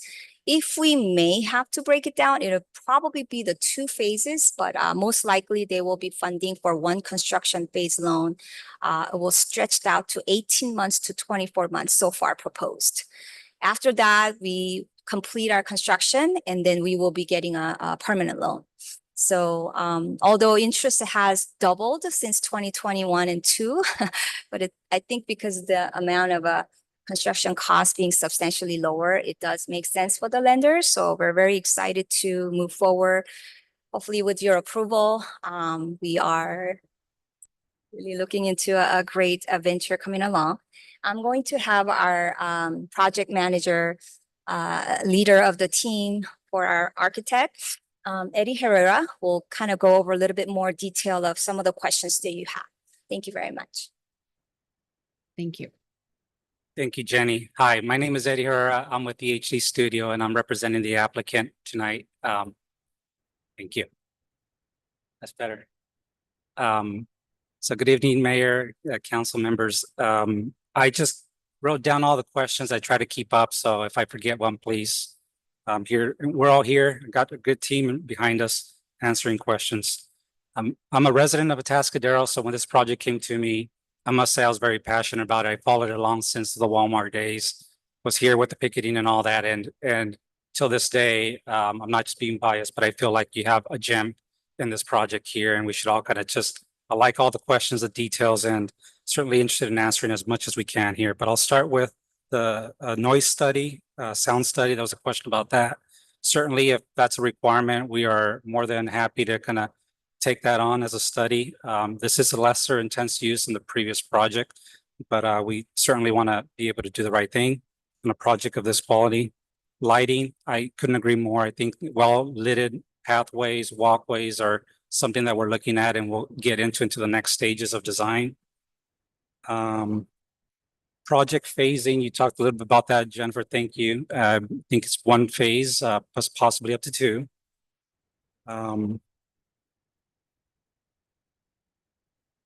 The traffic flow. There was questions about traffic flow exiting. Our team actually, that was one of the first things that we took into account. We walked the site, looked at the topography, looked at the existing majestic oaks, and there's a lot of topography constraint here to kind of work out. When we're talking about a resort style that's basically catered to all walks of life, all folks, different age groups and everything. We definitely want to be able to be very mindful about accessibility, walkability, destination resort. We want this to be service oriented, meaning that when you come here, you forget about your problems, hopefully, and you're just here to come hang out with the family, with friends, and just enjoy yourself. So there are some exhibits that we provided. I don't think those got shown, but we do have attention to detail on the circulation patterns for vehicle traffic, whether they're one-way, two-way, if they're exiting out. Question about Bispo Road. That's an exit only, and it's serving as a thoroughway for the large RVs to be able to efficiently get out of the site without having to come back and circulate and backtrack through the entrance, the main entrance. There was a question about El Camino Real, whether that was the main entrance or if we were looking at Del Rio as a main entrance. I think the way we are looking at this logistically for the larger vehicles is primarily the number one thing. If you're coming in, El Camino Real would act as the preferred entrance, I'll say that, not the main entrance. Certainly, Del Rio could function as a entrance as well. We've made that circulation connection pretty wide. And so, but ideally, we're having traffic come through El Camino. That's where you're able to check in, and that's where the driver's closest to the check-in station. So it just makes sense not to be able to have somebody get off and start creating a hazard with traffic. Public alignment. There was a question about public alignment on the properties towards the south. Coincidentally, I worked on the Emerald Ridge project, and we worked out some of those details with the public road amenity there. And the goal then, and I think it's still in keeping with what the city's been talking about, the representatives, is that we want to be able to be stewards to the neighborhood walkability. So those future sites that are being upzoned to have higher densities certainly will be able to take advantage of the thoroughways. So we just went back to what made most sense, and looking at the Walmart site. I hope there's no one here, Walmart folks, but that was probably one of the only thing that really felt like it made sense. And so we ended up keeping that.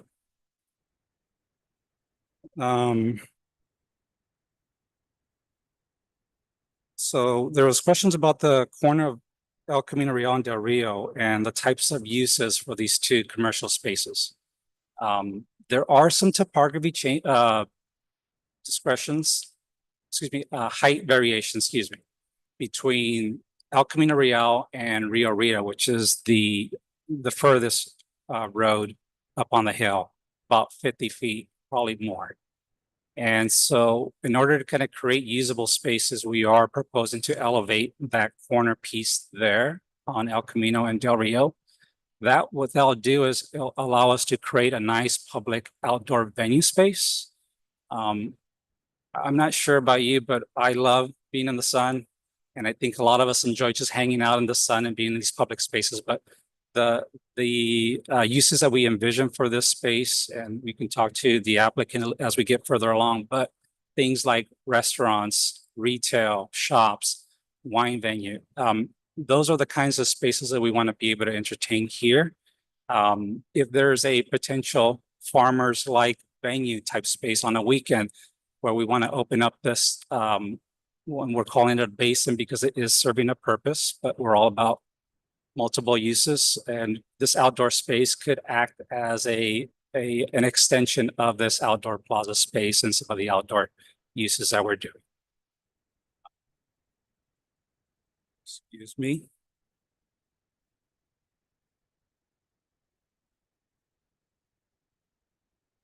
There was a question about the RV spaces and the quality of those specific spaces, how many types. Our landscape architect is here to talk a little bit more about those kinds of designs, but we took heavily into account privacy concerns and quality of spaces. We kept on going back to the applicant when she came to us, and we said, we need to pare down on several uses on this site and really focus on the quality and the finishes of these spaces. I think if we can focus down on the amount of types and concentrate on branding this as a destination to Atascadero, we can then start being able to be more mindful on the finishes. So we are definitely looking at quality of those spaces as well for those RV users. There was a question about bike lanes, whether that made sense on that interior loop road. Our vision for the bikes, just like any other type of circulation, whether it's vehicle, we have golf carts that we're providing here. Again, it's the idea of getting into a resort-like area. 28 acres is a lot of foot traffic to navigate. And I was out there and I couldn't believe how much area there was to be able to walk up and down. So what the bike lane does, it starts to introduce like uses like what's happening across Del Rio on Fresh Valley, what's across El Camino. Some of those uses are very complementary to what we're trying to do. And we want to encourage the folks that aren't necessarily residing, doing overnight stay here to come visit us, whether it's electric bike because you're coming up from downtown, potentially maybe a little station here where we can offer a little bike rental to folks that are here. And we say, you know what, you're here for 7 days or whatever it might be, take a ride downtown. And so that's what that's for. It's kind of, again, engaging to the community. Walking trails, definitely 28 acres. We will have walking trails. I promise you that. Accessory to the resort service. So there was talk about the space down at the bottom, whether or not that's an accessory use or that's a like-minded use for the overall feel of the site. And we feel that, you know, as much as we all want to prevent any breaking down of vehicles or busted tire, there will be a need to service a vehicle. And we want to be there being able to service our patrons who come and visit the site, want to be able to service them. When we are talking about golf carts and electric bikes and those kinds of things, we want to be able to service the folks that come to visit the site as a resort destination piece. There was discussion about residential uses. There's a lot of questions here, so bear with me. I'm almost there. But I'm trying to answer them all. Residential use. As we were looking at the compatibility of Rio Rita and the topography changes and the considerations for costs and being able to not only control costs, but be able to be mindful about the quality of the spaces we're providing. That was, and then the objective design standards, the upzoning of some of the sites, we felt that there was a happy trade-off to be able to remove that residential as we focus on residential lots, so it's a passion of mine, but I think there's a place for residential elsewhere on the site, and we can find that residential to be able to bring those densities up. But we wanted to be able to focus on the resort.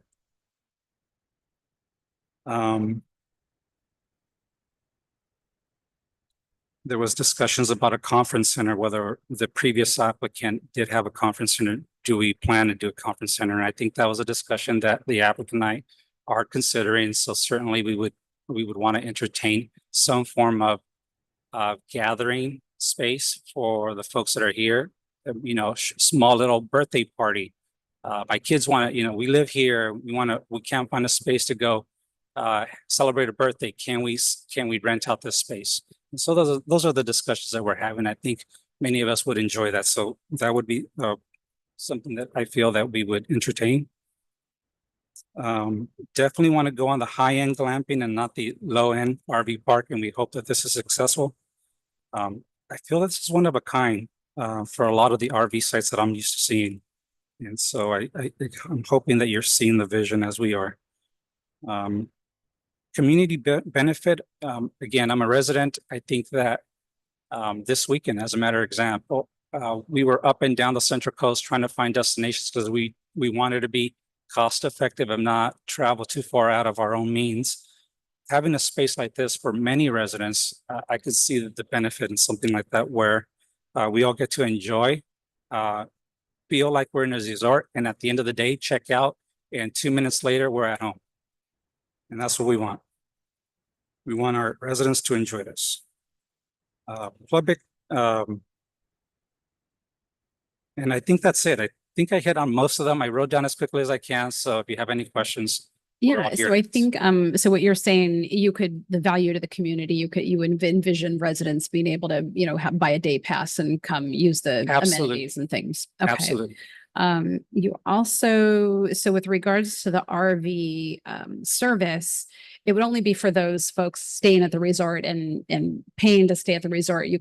I couldn't just say, hey, I live a mile down and I have an RV and I hear you do great work. That's correct. Okay. Yes, it's a service to the folks that are To staying the there. folks that are staying there. Can I follow up on that question right there? Sure. Yeah, on the extent of service. Now, you answered or you asked the question I was going to ask is, someone's not going to bring their RV that lives in the area to get service. But if somebody was pulled in with their motor coach and the transmission went out or something like that, that type of service wouldn't be done at this. It's No. tires, incidental parts, This your is- regulator for your propane and stuff like that. Washer fluid, get the bugs out, tires. Okay, so it's not a needs full-on changing. mechanic shop. Yeah. No, yes. Okay. Thank you for clarifying. Great. Good clarification. Let's see. I think you also said, as you were talking about the residential, we were going to find a place for residential. I don't think you're looking to find residential in this project. I don't think that's what we were asking. No, I'm sorry. Yes, to clarify, no Okay. residential. Okay. Long-term residential. I was like, wait a minute. So I may have misheard you. Let's see. I think value trails, bike lanes.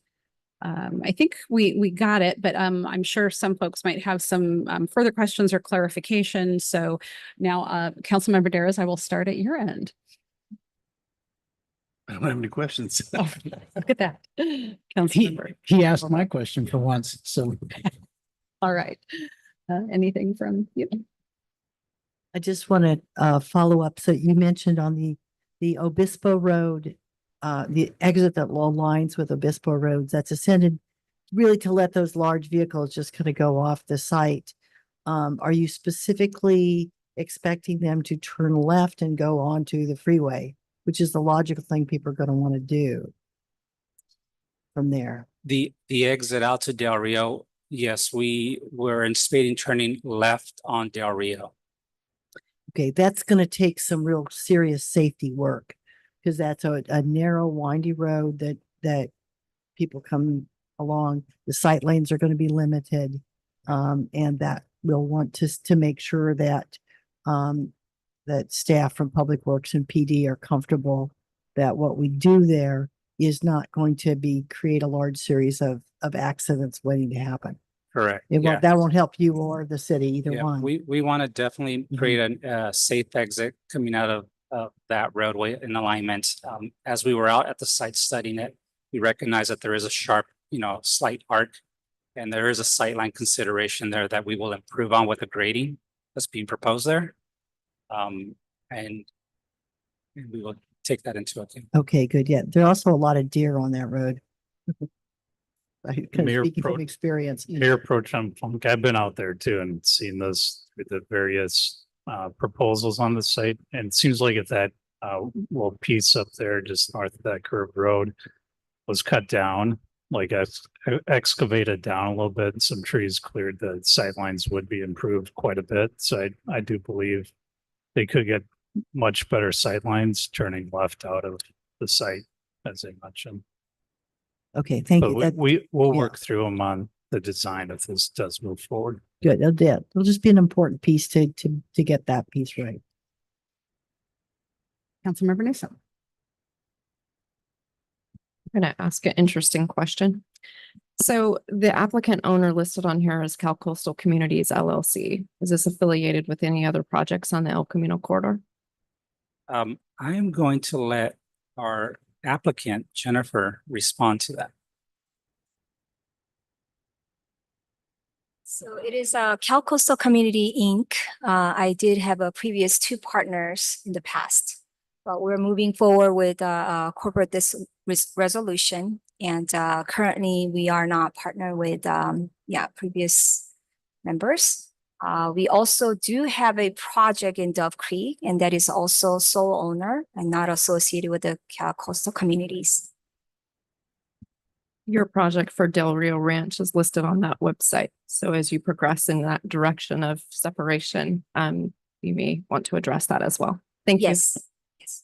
Our council, our attorneys are working on cleaning up some of the website, and some of the projects are not actually belong to Cal Coastal Community. So that I think we do see that being cleaned up in very short period events. Yes. I appreciate you addressing it. Thank you. So actually, if Jennifer, you could stay. So to clarify, you've retained the name Cal Coastal Communities. That is now, as you get through the legal Yes, parameters, that yes, is we yours did, and no longer with other we did individuals. sign a corporate resolution last year in March, but that is being filed through the court. And we do have some remaining components to handle, which is removing previous partners off of the loan is one of the conditions that we had to meet. And we are in the process of handling that matter. Thank you. You're Appreciate the welcome. clarification. All right. Any other questions that we have of the applicant or staff before we go to community or to public comment? I do Councilmember have a Darrow. question of staff. Yes. It occurred to me that something that Eddie brought up with the possibility of renting, I think you said golf carts or e-bikes or something to be able to get people downtown. I think currently on El Camino Real from Del Rio into downtown, we don't have bike lanes. Is that something that we would be able to accommodate? Because I think if there was ever a need for bike lanes to be on a road, this is one of those opportunities where if a resort like this rented golf carts like you see or whatever, these little bikes that are little carts like you see in Santa Barbara and whatnot, to be able to get people into our downtown, this would be an awesome opportunity for that, but to keep them safe from vehicle traffic. So I'm wondering if staff has thought about that and how something like this could potentially be worked into a project of this after it's proven success. I think it's probably best. We'll let Nick DeBar address that. Actually, it's the timing of this is really kind of uncanny, but we've been working on a plan line for north of San Benito on El Camino, just so we can get some clear direction on where we want curb lines and what kind of improvements. But it would include a single lane, basically each direction between the intersections or commercial nodes, with a center two-way left turn lane and bike lanes and parking where it accommodates it. So we are working on that actually quite a bit. And there are some missing links on this section between, I believe we have sidewalk entirely contiguous on the west side from San Benito all the way downtown. I mean, you'll have to cross over at some point. But we are looking at all this and looking at more of a master plan for the corridor. All right, thank you. Question for staff. In terms of the process, we say, go ahead, evaluate this proposal or let it proceed as a standalone amendment to the general plan map. What's the time frame in the sense of what they would need to do and then what you would need to do before this would actually come back to the council in full detail? So as of now, they already have a lot of their components for their application. There are a few more things we would need. This would proceed to the planning commission and then back to city council. So timeframe is a little bit on their end. I think that generally these things would take 3 to 6 months to bring through a process. Do we have a schedule already on this, Kelly? Right now we don't have it penciled in as a schedule. Waiting for this tonight. If they get authorization to proceed, we'll develop a more definitive schedule to proceed forward. So if they moved forward with all deliberate speed on their end without delay on their end, we could see it again near the end of the year, early next year. That's right. Okay, thank you. Other questions before we go to public comment? All right, I am seeing none. Thank you very much, Mr. Herrera. You're welcome. And so now what I'm going to do is I'm going to open up to public comment. So if there are any members of the public wishing to speak on this item that are in chambers, please come to the microphone. We ask that you state your name for the record, and speakers have 3 minutes. And if anyone is on Zoom, you can raise your hand and I will get to you when we've gotten through everybody in chambers.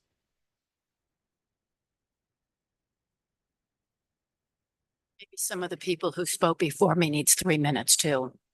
So anyway, I live on Del Rio. Could you put the microphone a little closer to you and give us your name for the record, please? My name is Irene Dolan. I go by Rainey, and I bought this house in June of 2019. I'm on Del Rio, and I moved in August of 2019 because gave my work employment 2-month notice. What I've noticed is the Del Rio is basically a speedway. So I'm dealing with the buses from Botero, which is fine. I deal with trucks, gardeners, with their big trailers behind them, big trucks with huge mufflers, and this is all day long. And they're not traveling at 30 or 40 or 50 miles per hour. There are times when I go out for the mail, I think my life is in danger because they do not stop and they're going like 60 miles per hour and I'm 3 feet away from them. My house is set about 40 yards back. My gate is always closed because of just the traffic. And I'm just a little concerned with these new developments. Nobody has brought up the development that is in process right now with Panera. So we have that right across from the development that we've been discussing. So there's a Panera, there's a brewery, there's a grocery store that is well needed, and that's still all under construction. And Del Rio is going to be closed for over a month starting on June 10th. So my concern is when we talk about RVs, you wouldn't take an RV down Obispo. It would be ludicrous. They'll end up in that huge ravine. And then it's just, so you take the speed on Del Rio, combine it with all the people that are with this new development, and you're just asking for problems. Just on the intersection of Del Rio and El Camino, there's one lane that turns right, one lane that turns straight, and that same lane turns left. How many people use their blinkers? So I sit there in the middle of the intersection, not knowing what these people are doing. The people who use their blinkers like I do, don't trust each other anymore. And they're waiting for somebody to make the left first because they don't trust anybody. And then you add on everything that everybody's been talking about today. And I'm telling you, you don't put a bike path on Del Rio. I won't walk Del Rio. It's dangerous. So you have to kind of walk on the side of the road because these cars they just keep on coming at you. So my issue here today was safety. So I'm an ex-ER nurse and there's a movie called I See Dead People, I See Accidents. So I just have this huge concern for what's happening to Del Rio. And almost to the point that if this continues, I'll probably sell the house and move somewhere else because this is not what I bought this house for. It's definitely not rural. When I first started here, I called the police department and I said, I'm gonna give you a little bit of leeway because That's we don't have a fine. lot of people. and I but we asked are at them 3 to minutes. put what do they call the road bumps? Speed bumps. And just to slow people down, they said, we can't, it's rural. So, if the police aren't going to help, I don't know what's helping, So that's the only thing I have is a huge safety issue with both of them on the north side and on the south side, both in construction. Thank you. More other speakers. Thank you. Good evening, council. Once again, Jeff Oslin, resident business owner here in our wonderful city. Just like Barrel Creek, we did put some conditions on Barrel Creek, and I think that we need to consider them for this project as well. Hoping this project goes through and it's successful, we won't have to worry about it. But if something was to go wrong down the line, I sure would not like that converted to some form of housing down the line, like we, prevented a hotel at Barrel Creek from converting. I think that's something we should consider. We like to use the grocery outlet, if you will, driveways in and out where you have 7-Eleven, the main one in the grocery outlet, and then of course the one by Subway. I hope we're not closing driveways. I know that was discussed originally in the Walmart plan. I know it's been discussed before. And coming out of the main area, we should still be able to make a left turn towards Del Rio and not have to go to a stoplight to make a U-turn. The trucks coming in and out of the backside, if you will, of Subway, That's normally the entryway in. And then they come through the backside and come back out, and they typically come out. You typically come out at the left between in that area by Big Five and make the left turn that way. The way that parking lot is designed, it's not a good thing to come through Subway and try and make that left. So I think we need to take those things into consideration when we're looking at traffic flow, that we don't snarl it. I think a stoplight up there is a good idea, and that would actually help people get out of the grocery outlet parking lot a little easier. We desperately need something in our city that's different and attractive. The RV park is not a bad idea at all. Some questions that come to mind for me personally, because I know I can have a bonfire in my backyard. I would hope that we're not regulating things down for our residents. If you can't have a bonfire there, you can't have a barbecue there or something of that nature when you're coming in with RVs, because that's what people do. So as long as we're taking our residents into consideration as well, I think this project has a lot more merit than the previous one. Thank you. Thank you, Mr. Oslin. Any other speakers in chambers wishing to address the council on this item? Okay, I'm not seeing anybody. Is there anybody? Okay, Mr. Everett on Zoom. We will bring you on. Yes, hi there. Hello. Yeah, just several concerns in regard to this land. It's kind of odd to talk about pools in regard to drought. We know about Passo's water basin. We know about Adelaide's unincorporated water basin. Overpumping, considered also, or I'm worried about heat trap or thermal trapping. You're building a new grocery store with black pavement across from the Smart and Final, which the outlets have had vacant buildings for 15, 20 odd years that have been, unoccupied.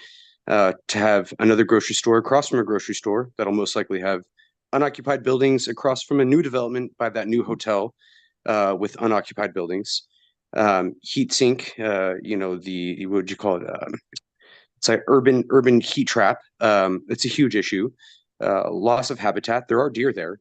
That's a lot of old virgin farmland going back to E.G. Lewis. And let's not forget the quotes on the Rotunda building in regard to Abraham Lincoln and the Bohemian Grove. We won't talk about Bohemian Grove.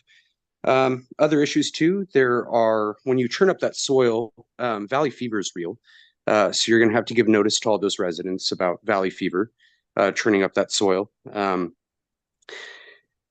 It seems like all developments now are being owned by out of state or out of country LLCs who have no interest or investment into the community. It'd be nice to see that land donated to the city, like the Three Bridge Oak Preserve, nature trails, etc., reducing, thermal trapping. You're having your city employees here today talking about their wages and salaries, and we're now discussing words like glamping, wine. It's kind of sad, you're promoting these lifestyles for a percentage of people that aren't the citizens of Atascadero. I can also assure that, people within a 3-mile radius probably don't want that there. And that the property values and the real estate of those houses within that radius outweigh that property and its development entirely. Paso signed a petition to recall paid parking, and John Hammond, as you were discussing, got snippety, condescending to his constituents per usual. Pity John Hammond. Thank you for Fred Strong standing up for us, but I see this whole project as just kind of a slap in the face to the city. Glamping, luxury resort, etc., to people who are begging for a fair and equitable wage. Keeping your family safe, driving your ambulances, paving your roads. Walmart failed. Why do we keep mentioning Walmart? Walmart didn't. They lied. They said they were going to pay for the roads. They didn't, and they were trying to make the city, foot the bill. Walmart's a terrible corporation. We know this. Thank you, Mr. Everett. Your time is up. Thank you. Thank you. Bye. Right. Anybody else wishing to speak on this item? I'm not seeing any hands, nobody in chambers. So we'll go ahead and close public comment and bring this back to staff. So first I will address our first speaker with regards to safety and traffic on Del Rio. And I will ask our Public Works Director, Mr. Nick DeBar, to address her concerns. Sure. And I think the resident will be happy to know that when the Del Rio is closed right now with Del Rio Marketplace, which is directly north of this project, they are conditioned to do some major improvements, offsite improvements in the area. One of those would be having a dedicated left turn lane going westbound, approaching that, coming down the hill from Del Rio. And then there's going to be a shared through right as well. And then across the street, coming down from the freeway, there's going to be 3 lanes. So there'll be a dedicated left through and a dedicated right. And then those traffic signals, 2 of them have already been replaced, and the other 2 are going to be replaced with the Del Rio Marketplace project. So some major improvements happening there. So they'll operate much better. So if you won't have to wonder if the shared through left, if somebody's going to actually turn left or go straight. So there'll be some good improvements there. Okay. And what is the expected traffic on this project compared to the one that is currently approved and could move forward? I don't believe we've gotten traffic counts on this, but I would suspect that it would be less than a commercial site, such as what was previous. I mean, obviously way less than Walmart, but maybe Director Dunsmore knows a little bit more. I can add to that a little bit. In fact, each project that we've reviewed on this property has gradually reduced its traffic numbers. The original approval for the Del Rio Commercial Area Specific Plan, which was about 12 years ago, was a significantly higher traffic volume. The second project that was looked at, the more recent RV proposal, was far more trips than what we're seeing today. So each project has successively dropped down in its traffic numbers, yet we're still seeing a very similar level of road improvements being required for all of these projects. It's hard to envision what it's going to be like, because there are much smaller roads today, and there will be more lanes, as Nick mentioned. There will be different traffic lights. There'll be a different flow. And all of these things have to happen before these businesses are open. Even before the Del Rio Marketplace opens, there are completed improvements that will have to happen between there and Highway 101 as well. So a lot planned, a lot of thought been put into it over many years of time since we first envisioned the Del Rio Commercial Area Specific Plan. Okay, thank you. With regards to Mr. Oslin's mentioned, conditions that it couldn't suddenly be converted to housing. And I would suspect that the specific plan wouldn't allow for that, and plus the zoning. So unless a future council completely undid everything, you couldn't just end up with a housing project at a commercial node. That's correct. Okay. He also was asking if we're closing any driveways. So and I'm thinking you mean for the grocery outlet and Big Five Center. So if you no changes proposed to any other property. Okay. And again, what we saw tonight on this proposal is still only a concept. And the intent is to line up in those driveways with the existing driveways in the outlets and then proposed driveways in the marketplace across the street. Okay. And, I know from knowing the prior owners of grocery outlet, they were always very excited to have more businesses coming in across the street, because that meant more traffic would be coming to them. And so I know there's a lot of businesses there in that center that are wanting things to take place because they don't have enough business right now. And so that really is our last commercial node that we're looking at here. With regards to Mr. Everett's comments about drought and pools and things like that, I'm assuming that anyone putting in a pool, there are certain parameters to that. You will be very glad to know those. Atascadero has its own specific sub-basin that is separate from Paso, and we don't have the issues with our basin. We have actually a very healthy basin. And I suspect that just like any other, whether it's a resident or commercial enterprise putting in a pool, they would have to follow whatever the guidelines are that are in place. That's right. Lots of permitting to go through for that. Yeah. And same with disruption of soil, just like with any project, you've got conditions so that you are minimizing, you're having to water down, things like that. Air Pollution Control District is very strict when we issue permits. They're very strict on dust control. They're very strict on how that's managed. And all of those provisions go into the construction details when a project moves forward. Yeah, thank you. And then with regards to, it is private property. So we don't tell private property, you have to donate this to a public agency. It doesn't, certainly if a private agency wants to, or private entity wants to, they could certainly donate land, but that's not typically how it works. They bought the land and they're investing in it and they need to make back that investment. And then we are looking at how do we help that to benefit our whole city. And so one of the ways that we are able to pay our employees is with things like transient occupancy tax. And so when you have a site that has, glamping, that has the RV stays, we bring in that TOT, and that then helps to fund city services, which include the biggest part of our city services is the employees. And so this is something that our community, this type of thing is the thing our community has been asking for, and it does help to fund city services. So those are the things that we're always looking at when we look at a project, something like this. So with that, I think what you're looking for, Mr. Dunsmore and Ms. Gleason, let me get back to my notes here. You've heard from us and some of the important things, like we've gotten answers on the phasing and the finances. We know about the community benefit, that's important to us. The RV, that we're not servicing other RVs, that it's,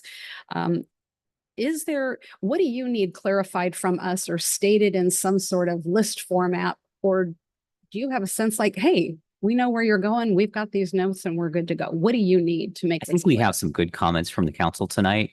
I think we have what we need, unless there's very significant things you'd like to see changed in this particular project. We're asking you tonight whether it should be authorized to proceed forward, and then we'll have a more elaborate review and still an opportunity to approve, deny, add conditions, and change the project again. One thing I'd like to add while I am speaking too is, and I just wanted to respond to some of the comments we heard earlier from the public. There are very few options for development for this property for a couple of reasons. And one of those significant reasons is the fact that unfortunately, this particular property has a very large set of deed restrictions on it from a previous owner, which really limit our land use options here. And so staff is really seeks to be creative with attracting land uses such as these tourist serving land uses, because we can't put large retail here anymore. We can't do those things because of those deed restrictions. Additionally, it's the topography and the traffic and the neighborhood compatibility that we're trying to respond to. So all of those things have gone into this process of planning what's going to fit here, what's going to be right here. Just wanted to leave you with that. So you. Well, as long as I'm prepared to make a motion that we authorize the applicant team to proceed with the amendments as recommended in the staff report. Do we have a second? I'll second. We have hold on 1 second. We have a motion by Councilmember Borbeau and a second by Councilmember Darrows, and we have comments by Mayor Pro Tem Funk. Yes, if we just to make a couple of comments as we're moving to our motion. And one is just to note that as when we have had concerns about people, the impact of out of town and out of area developers who don't have our community's best interests at heart. It's really exciting for me to see people in the development team who live not just in this region, but in this jurisdiction, in our city, who are our neighbors, who are involved in this, and who, will drive past this every day themselves. And that there's an extra set of motivation that comes when you live here, as opposed to, say, Argentina or wherever some of our property owners live. And it will be important that we get better clarity on the traffic safety issues, and I'm comfortable that that can be, that's something that gets managed with these kinds of projects. You look at how to do it right. And it's exciting to see it move along. So we have a motion. Roll call, please. Councilmember Borbeau, Yes. Councilmember Daris, Yes. Councilmember Newsom, Yes. Mayor Pro Tem Funk, Yes. Mayor Moreno. Yes, ma'am. Motion passes unanimously. Thank you. Let's take a brief break. I know this is the only thing our treasurer, Jerry Seebach, is here for is this next item, but we still got to take a break, Jerry. Give us about 10 minutes and we'll be right back.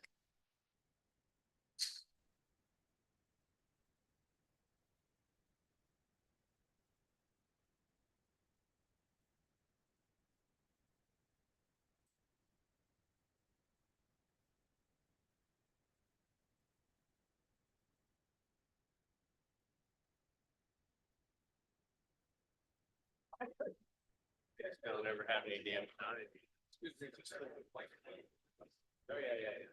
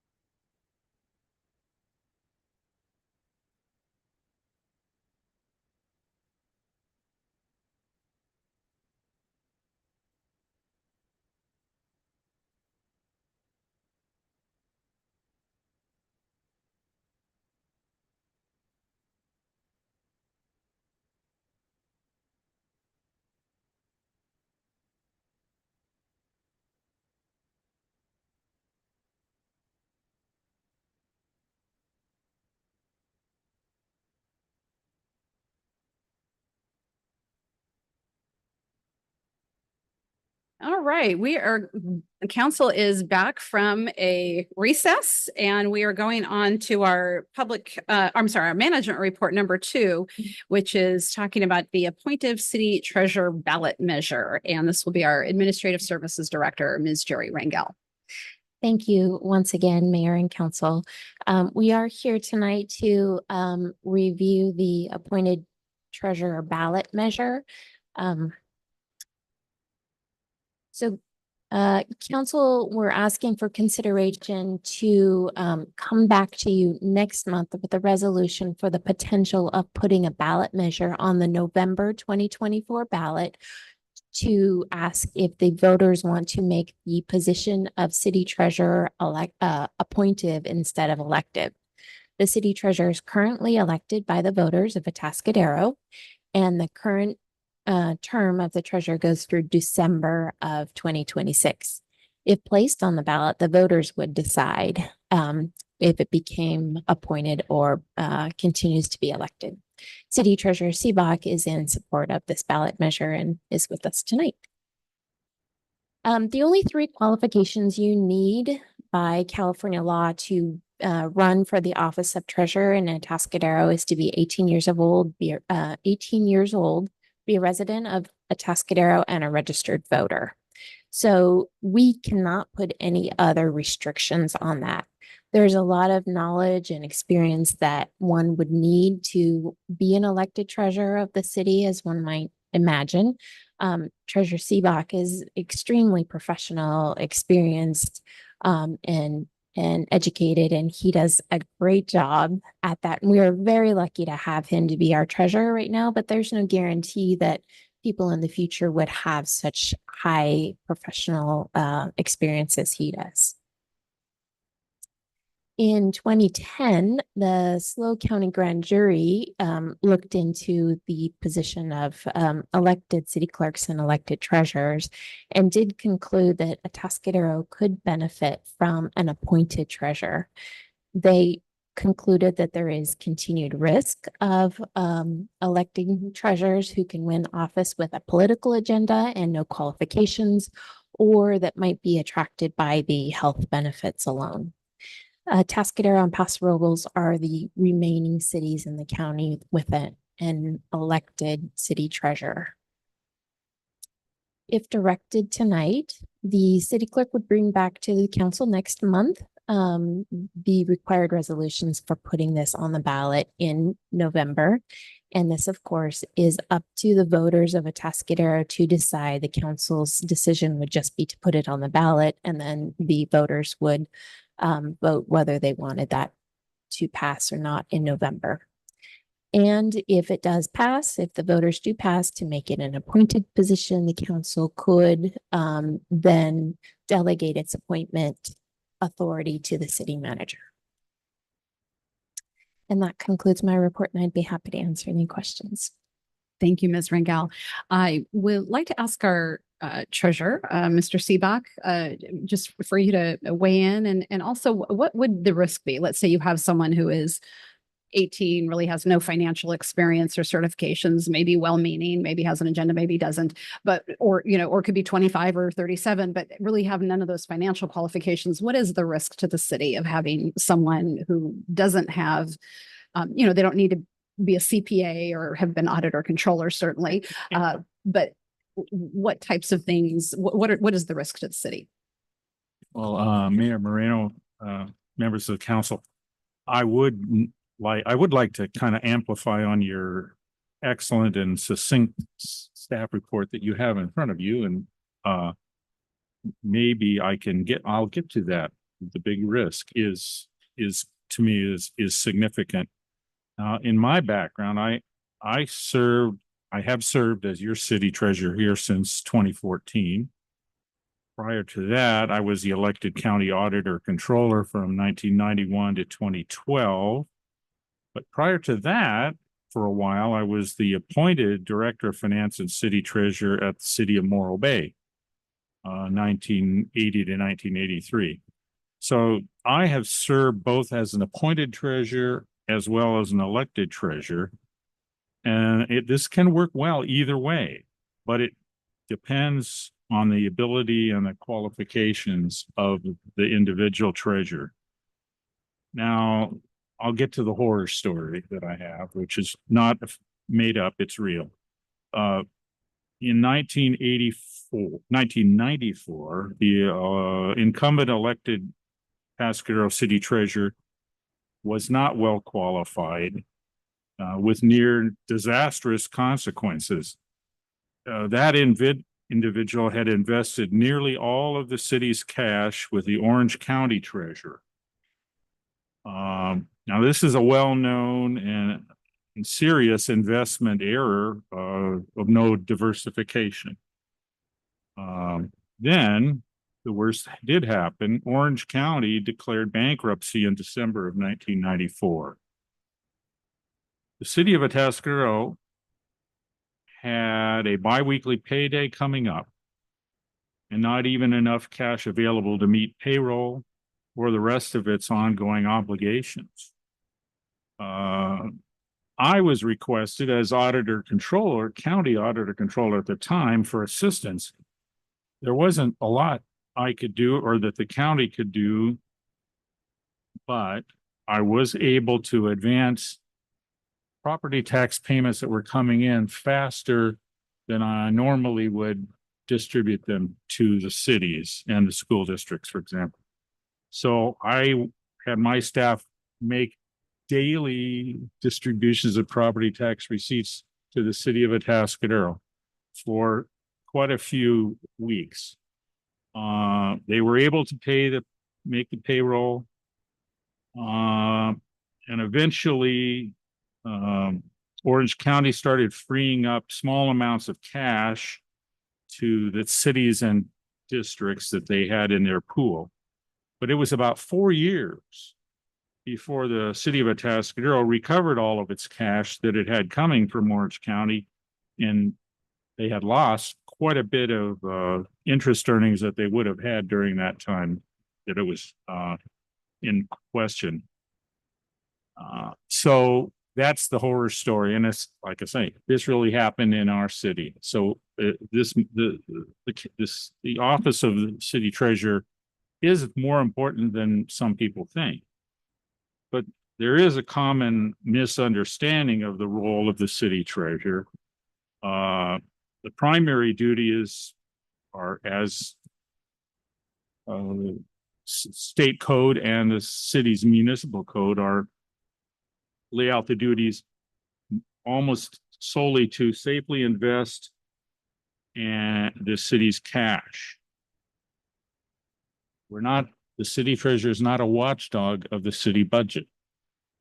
As your city treasurer, I have no authority to write a check or to stop the city administrative services officer from paying a bill by writing a check. I don't have a role in the budget, except I have tried to be a resource because of my experience and my love of the city where I've lived most of my life. So when I'm asked, I helped with the budget on the finance committee. I have advised the city on financial matters when I'm asked, but really the city treasurer isn't that role. People have the misunderstanding that Jerry Seebach used to be a fiscal watchdog for the county for more than 20 years. Yeah, that's true, but that doesn't mean what I'm doing here as your city treasurer. And so I appreciate the faith that the voters of our city have placed in me. I've been elected now 3 times as the city treasurer, but it's not safe to have, it's not worth the risk to have that worst case scenario that I laid out, which is not made up. It could happen again. It could be that they're not just incompetent. And I'll say that because this person no longer is alive. So, I don't like to speak ill of the dead, but somebody with a political agenda who wanted to use the city treasurer's office as a springboard, and they, for some other political agenda, and I don't think that's the proper thing for the city treasurer to be doing. And I've tried pretty hard to avoid that, even though I have to bite my lip once in a while, bite my tongue. Not always, but once in a while. And I appreciate that when you have asked the council and the staff, city manager and the administrative services department have asked me for help and advice. I've tried to do my best to do that. But having an appointed treasurer would be better and I've seen it work well with a good relationship between the city manager, the finance department, and the council. It'll work.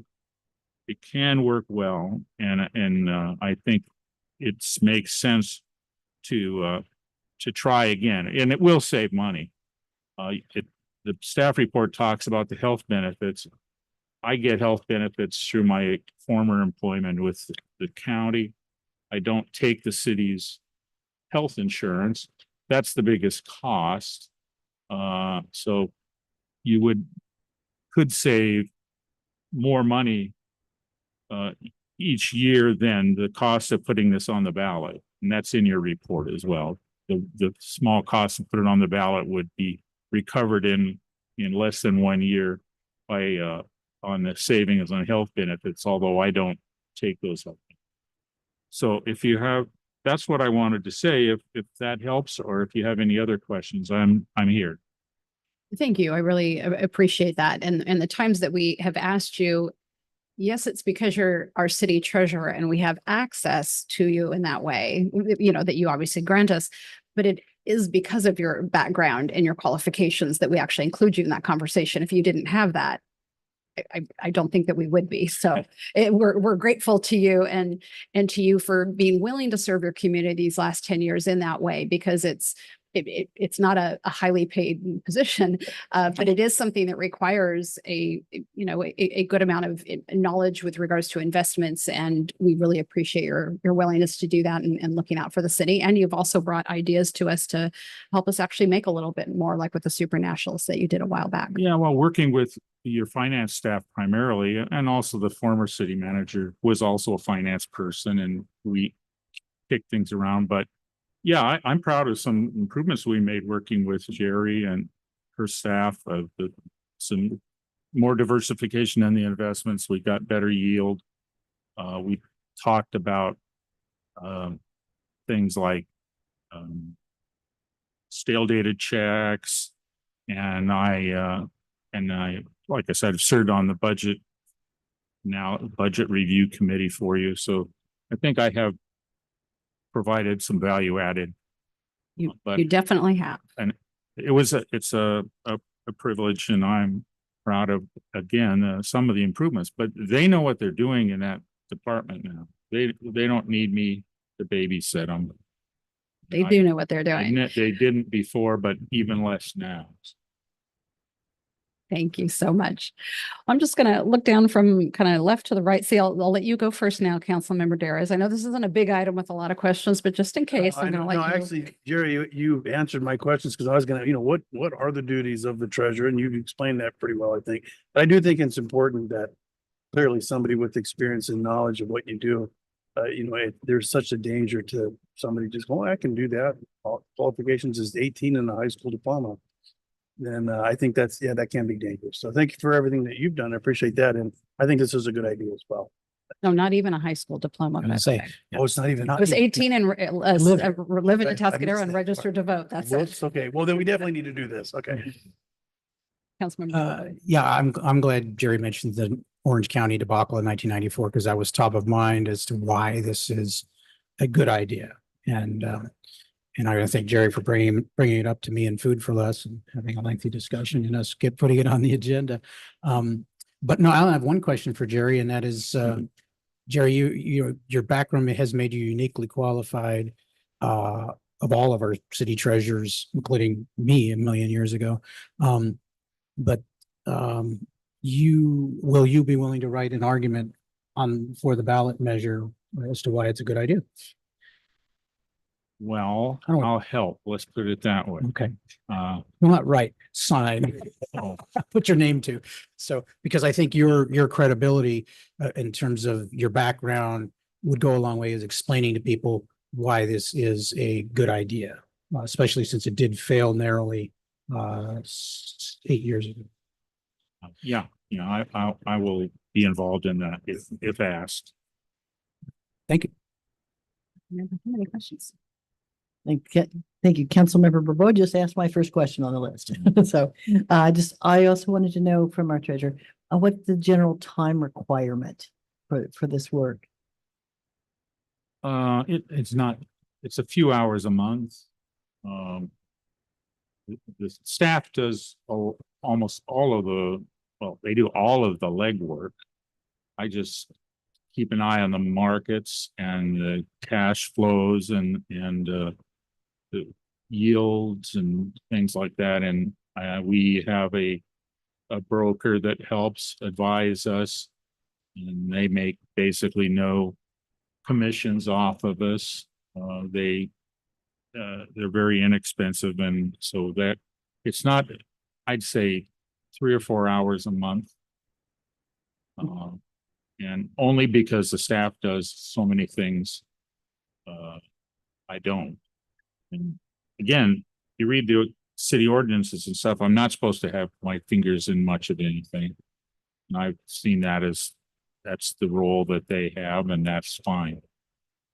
Okay. And then with that scope of role, do you anticipate any difficulties in our finding an appropriately qualified and willing treasurer to appoint by doing this? Well, I think it can be done. I believe you have somebody on staff right now that could do an excellent job. But again, you could recruit for somebody, and they wouldn't even have to be a resident of the city. They could live in Paso Robles, heaven forbid. I know, heresy, but or San Luis Obispo or something. So you could recruit for somebody. I can see if that was the whole job, you can't make a living at $400 a month. Right. So it would work better to have a staff person that's on staff already if you could. Yeah, and that way we would be adding prestige to a staff job as opposed to trying to get somebody to do an appointment job for $400 a month without the prestige of being elected. Okay. Sounds good to me. Thank you. Councilmember Newsom, any questions? No questions. I just like serving with Jerry. We've been on the finance committee together, and he's very knowledgeable, and it's always nice to have your insight. So I appreciate everything that you've done for our city. Thank you. It's good I've had a good experience with all of the council members and former council members. Thank you. Comment. I mean, Jerry, in every other city in the county, the 5 that have an appointed treasurer, the appointed treasurer is the finance director, are they not? I suspect so. Or the you admin served services in director, whatever they City call of it. Slow. I don't know if I should reveal that secret Yeah. but I mean, I you was the were finance director slash treasurer and for the city of slash Slough. treasurer, and yeah, I think that's probably true of most of them. Paso Robles, the guy that was the treasurer for a long time was also the director of finance, but he had to stand for election every year, Right. every 2 or 4 years. Right, but I mean, where it's appointed, it's almost always the finance director or admin services director, Right. whatever that city calls it. Right. Yeah, so it's pretty automatic. They would have at least basic qualifications to be the treasurer. And they can get training from the Municipal Treasurers Association or the State Financial Officers Association. Both of those have training available. It's good place to learn. Right. We'll go ahead and open up to public comment on this item. Any members of the public wishing to speak? I'm not seeing anybody in chambers. If there's anybody on Zoom, you can raise your hand and we'll come get you. I don't see anyone on the phone. Not seeing anyone wanting to speak on public comment, so we'll close public comment, and I will bring that back, and possibly Councilmember Bourbeau, as this was your idea to bring forward? Maybe you want to make a motion. Yes, well, I mean, I was happy to do it. It was actually Jerry Seebach's idea to bring it forward, but I'm the one asked to put it on the agenda. So I will move that we direct the city clerk to bring back to council in June a resolution to put this matter on the ballot. I'll second. We have a motion by Councilmember Borbo, a second by Mayor Pro Tem Funk. Roll call, please. Councilmember Borbo, Yes. Councilmember Daris, Yes. Councilmember Newsom, Yes. Mayor Pro Tem Funk, Yes. Mayor Moreno. Yes, ma'am. Motion passes 5-0. Thank you. All right. Moving on now to council announcements and committee reports. This is where council can let you know briefly on our own initiative if we've been up to something in the community we want to let you know about, and also give any reports to the community and to our colleagues about any of the committees on which we serve and what's come out of that recently. So I will start with Councilmember Daris. I don't have anything to report. I have no committee reports.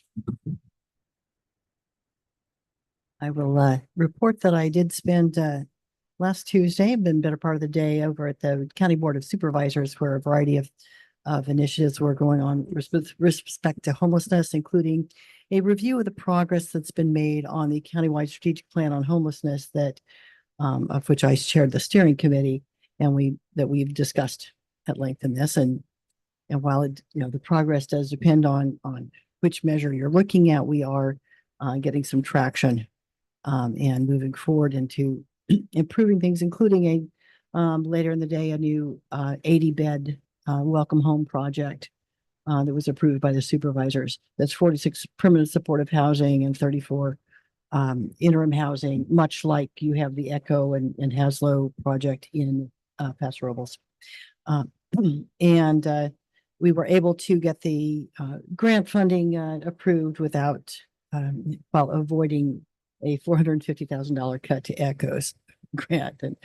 And I was very pleased to see that ultimately get worked and get worked through in a way that also preserved CAPSLO's ability to function with a couple of other changes.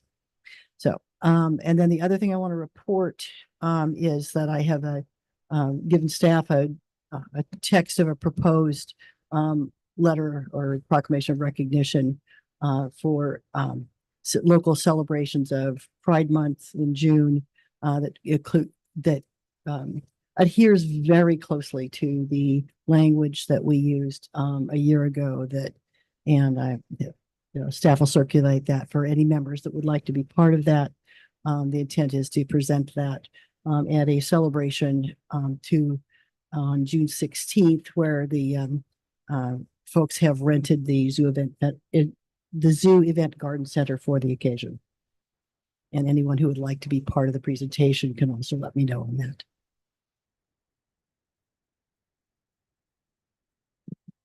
Seems like the time just keeps flying by. I do have a city schools committee meeting that we had with Councilmember Barbeau on the 15th. Hard to believe it's gone by so fast. Always a great conversation that we have with the school district on different ways to partner. This time we're working on the traffic flow as we make all of these downtown improvements, and what we can do once school gets out, and eight more days for the young ones, and 7 for the high schoolers. So anyways, great meeting. And that's all I have. All right. As I mentioned early in the meeting, we had our countywide mayor's meeting in Atascadero. I hosted my very last one, so that was a little bittersweet. Had a great presentation by our city manager with regards to the zoo and its importance countywide and some of our plans moving forward. And I think some of our mayors had some ideas and connections for our city manager. So I think it was a time well spent. I have tomorrow an electric bus meet and greet that RTA is putting on in the morning right before our slow cog meeting. So those are both tomorrow. Usually I don't have those back to back. So, okay.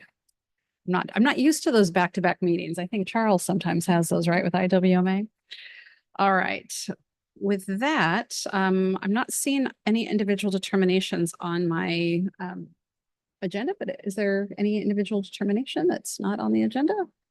I am not seeing any. So I will lastly say hello to Councilmember Borbeau's brother and nephew in the audience here. They're the last ones here in chambers. So they really love their brother.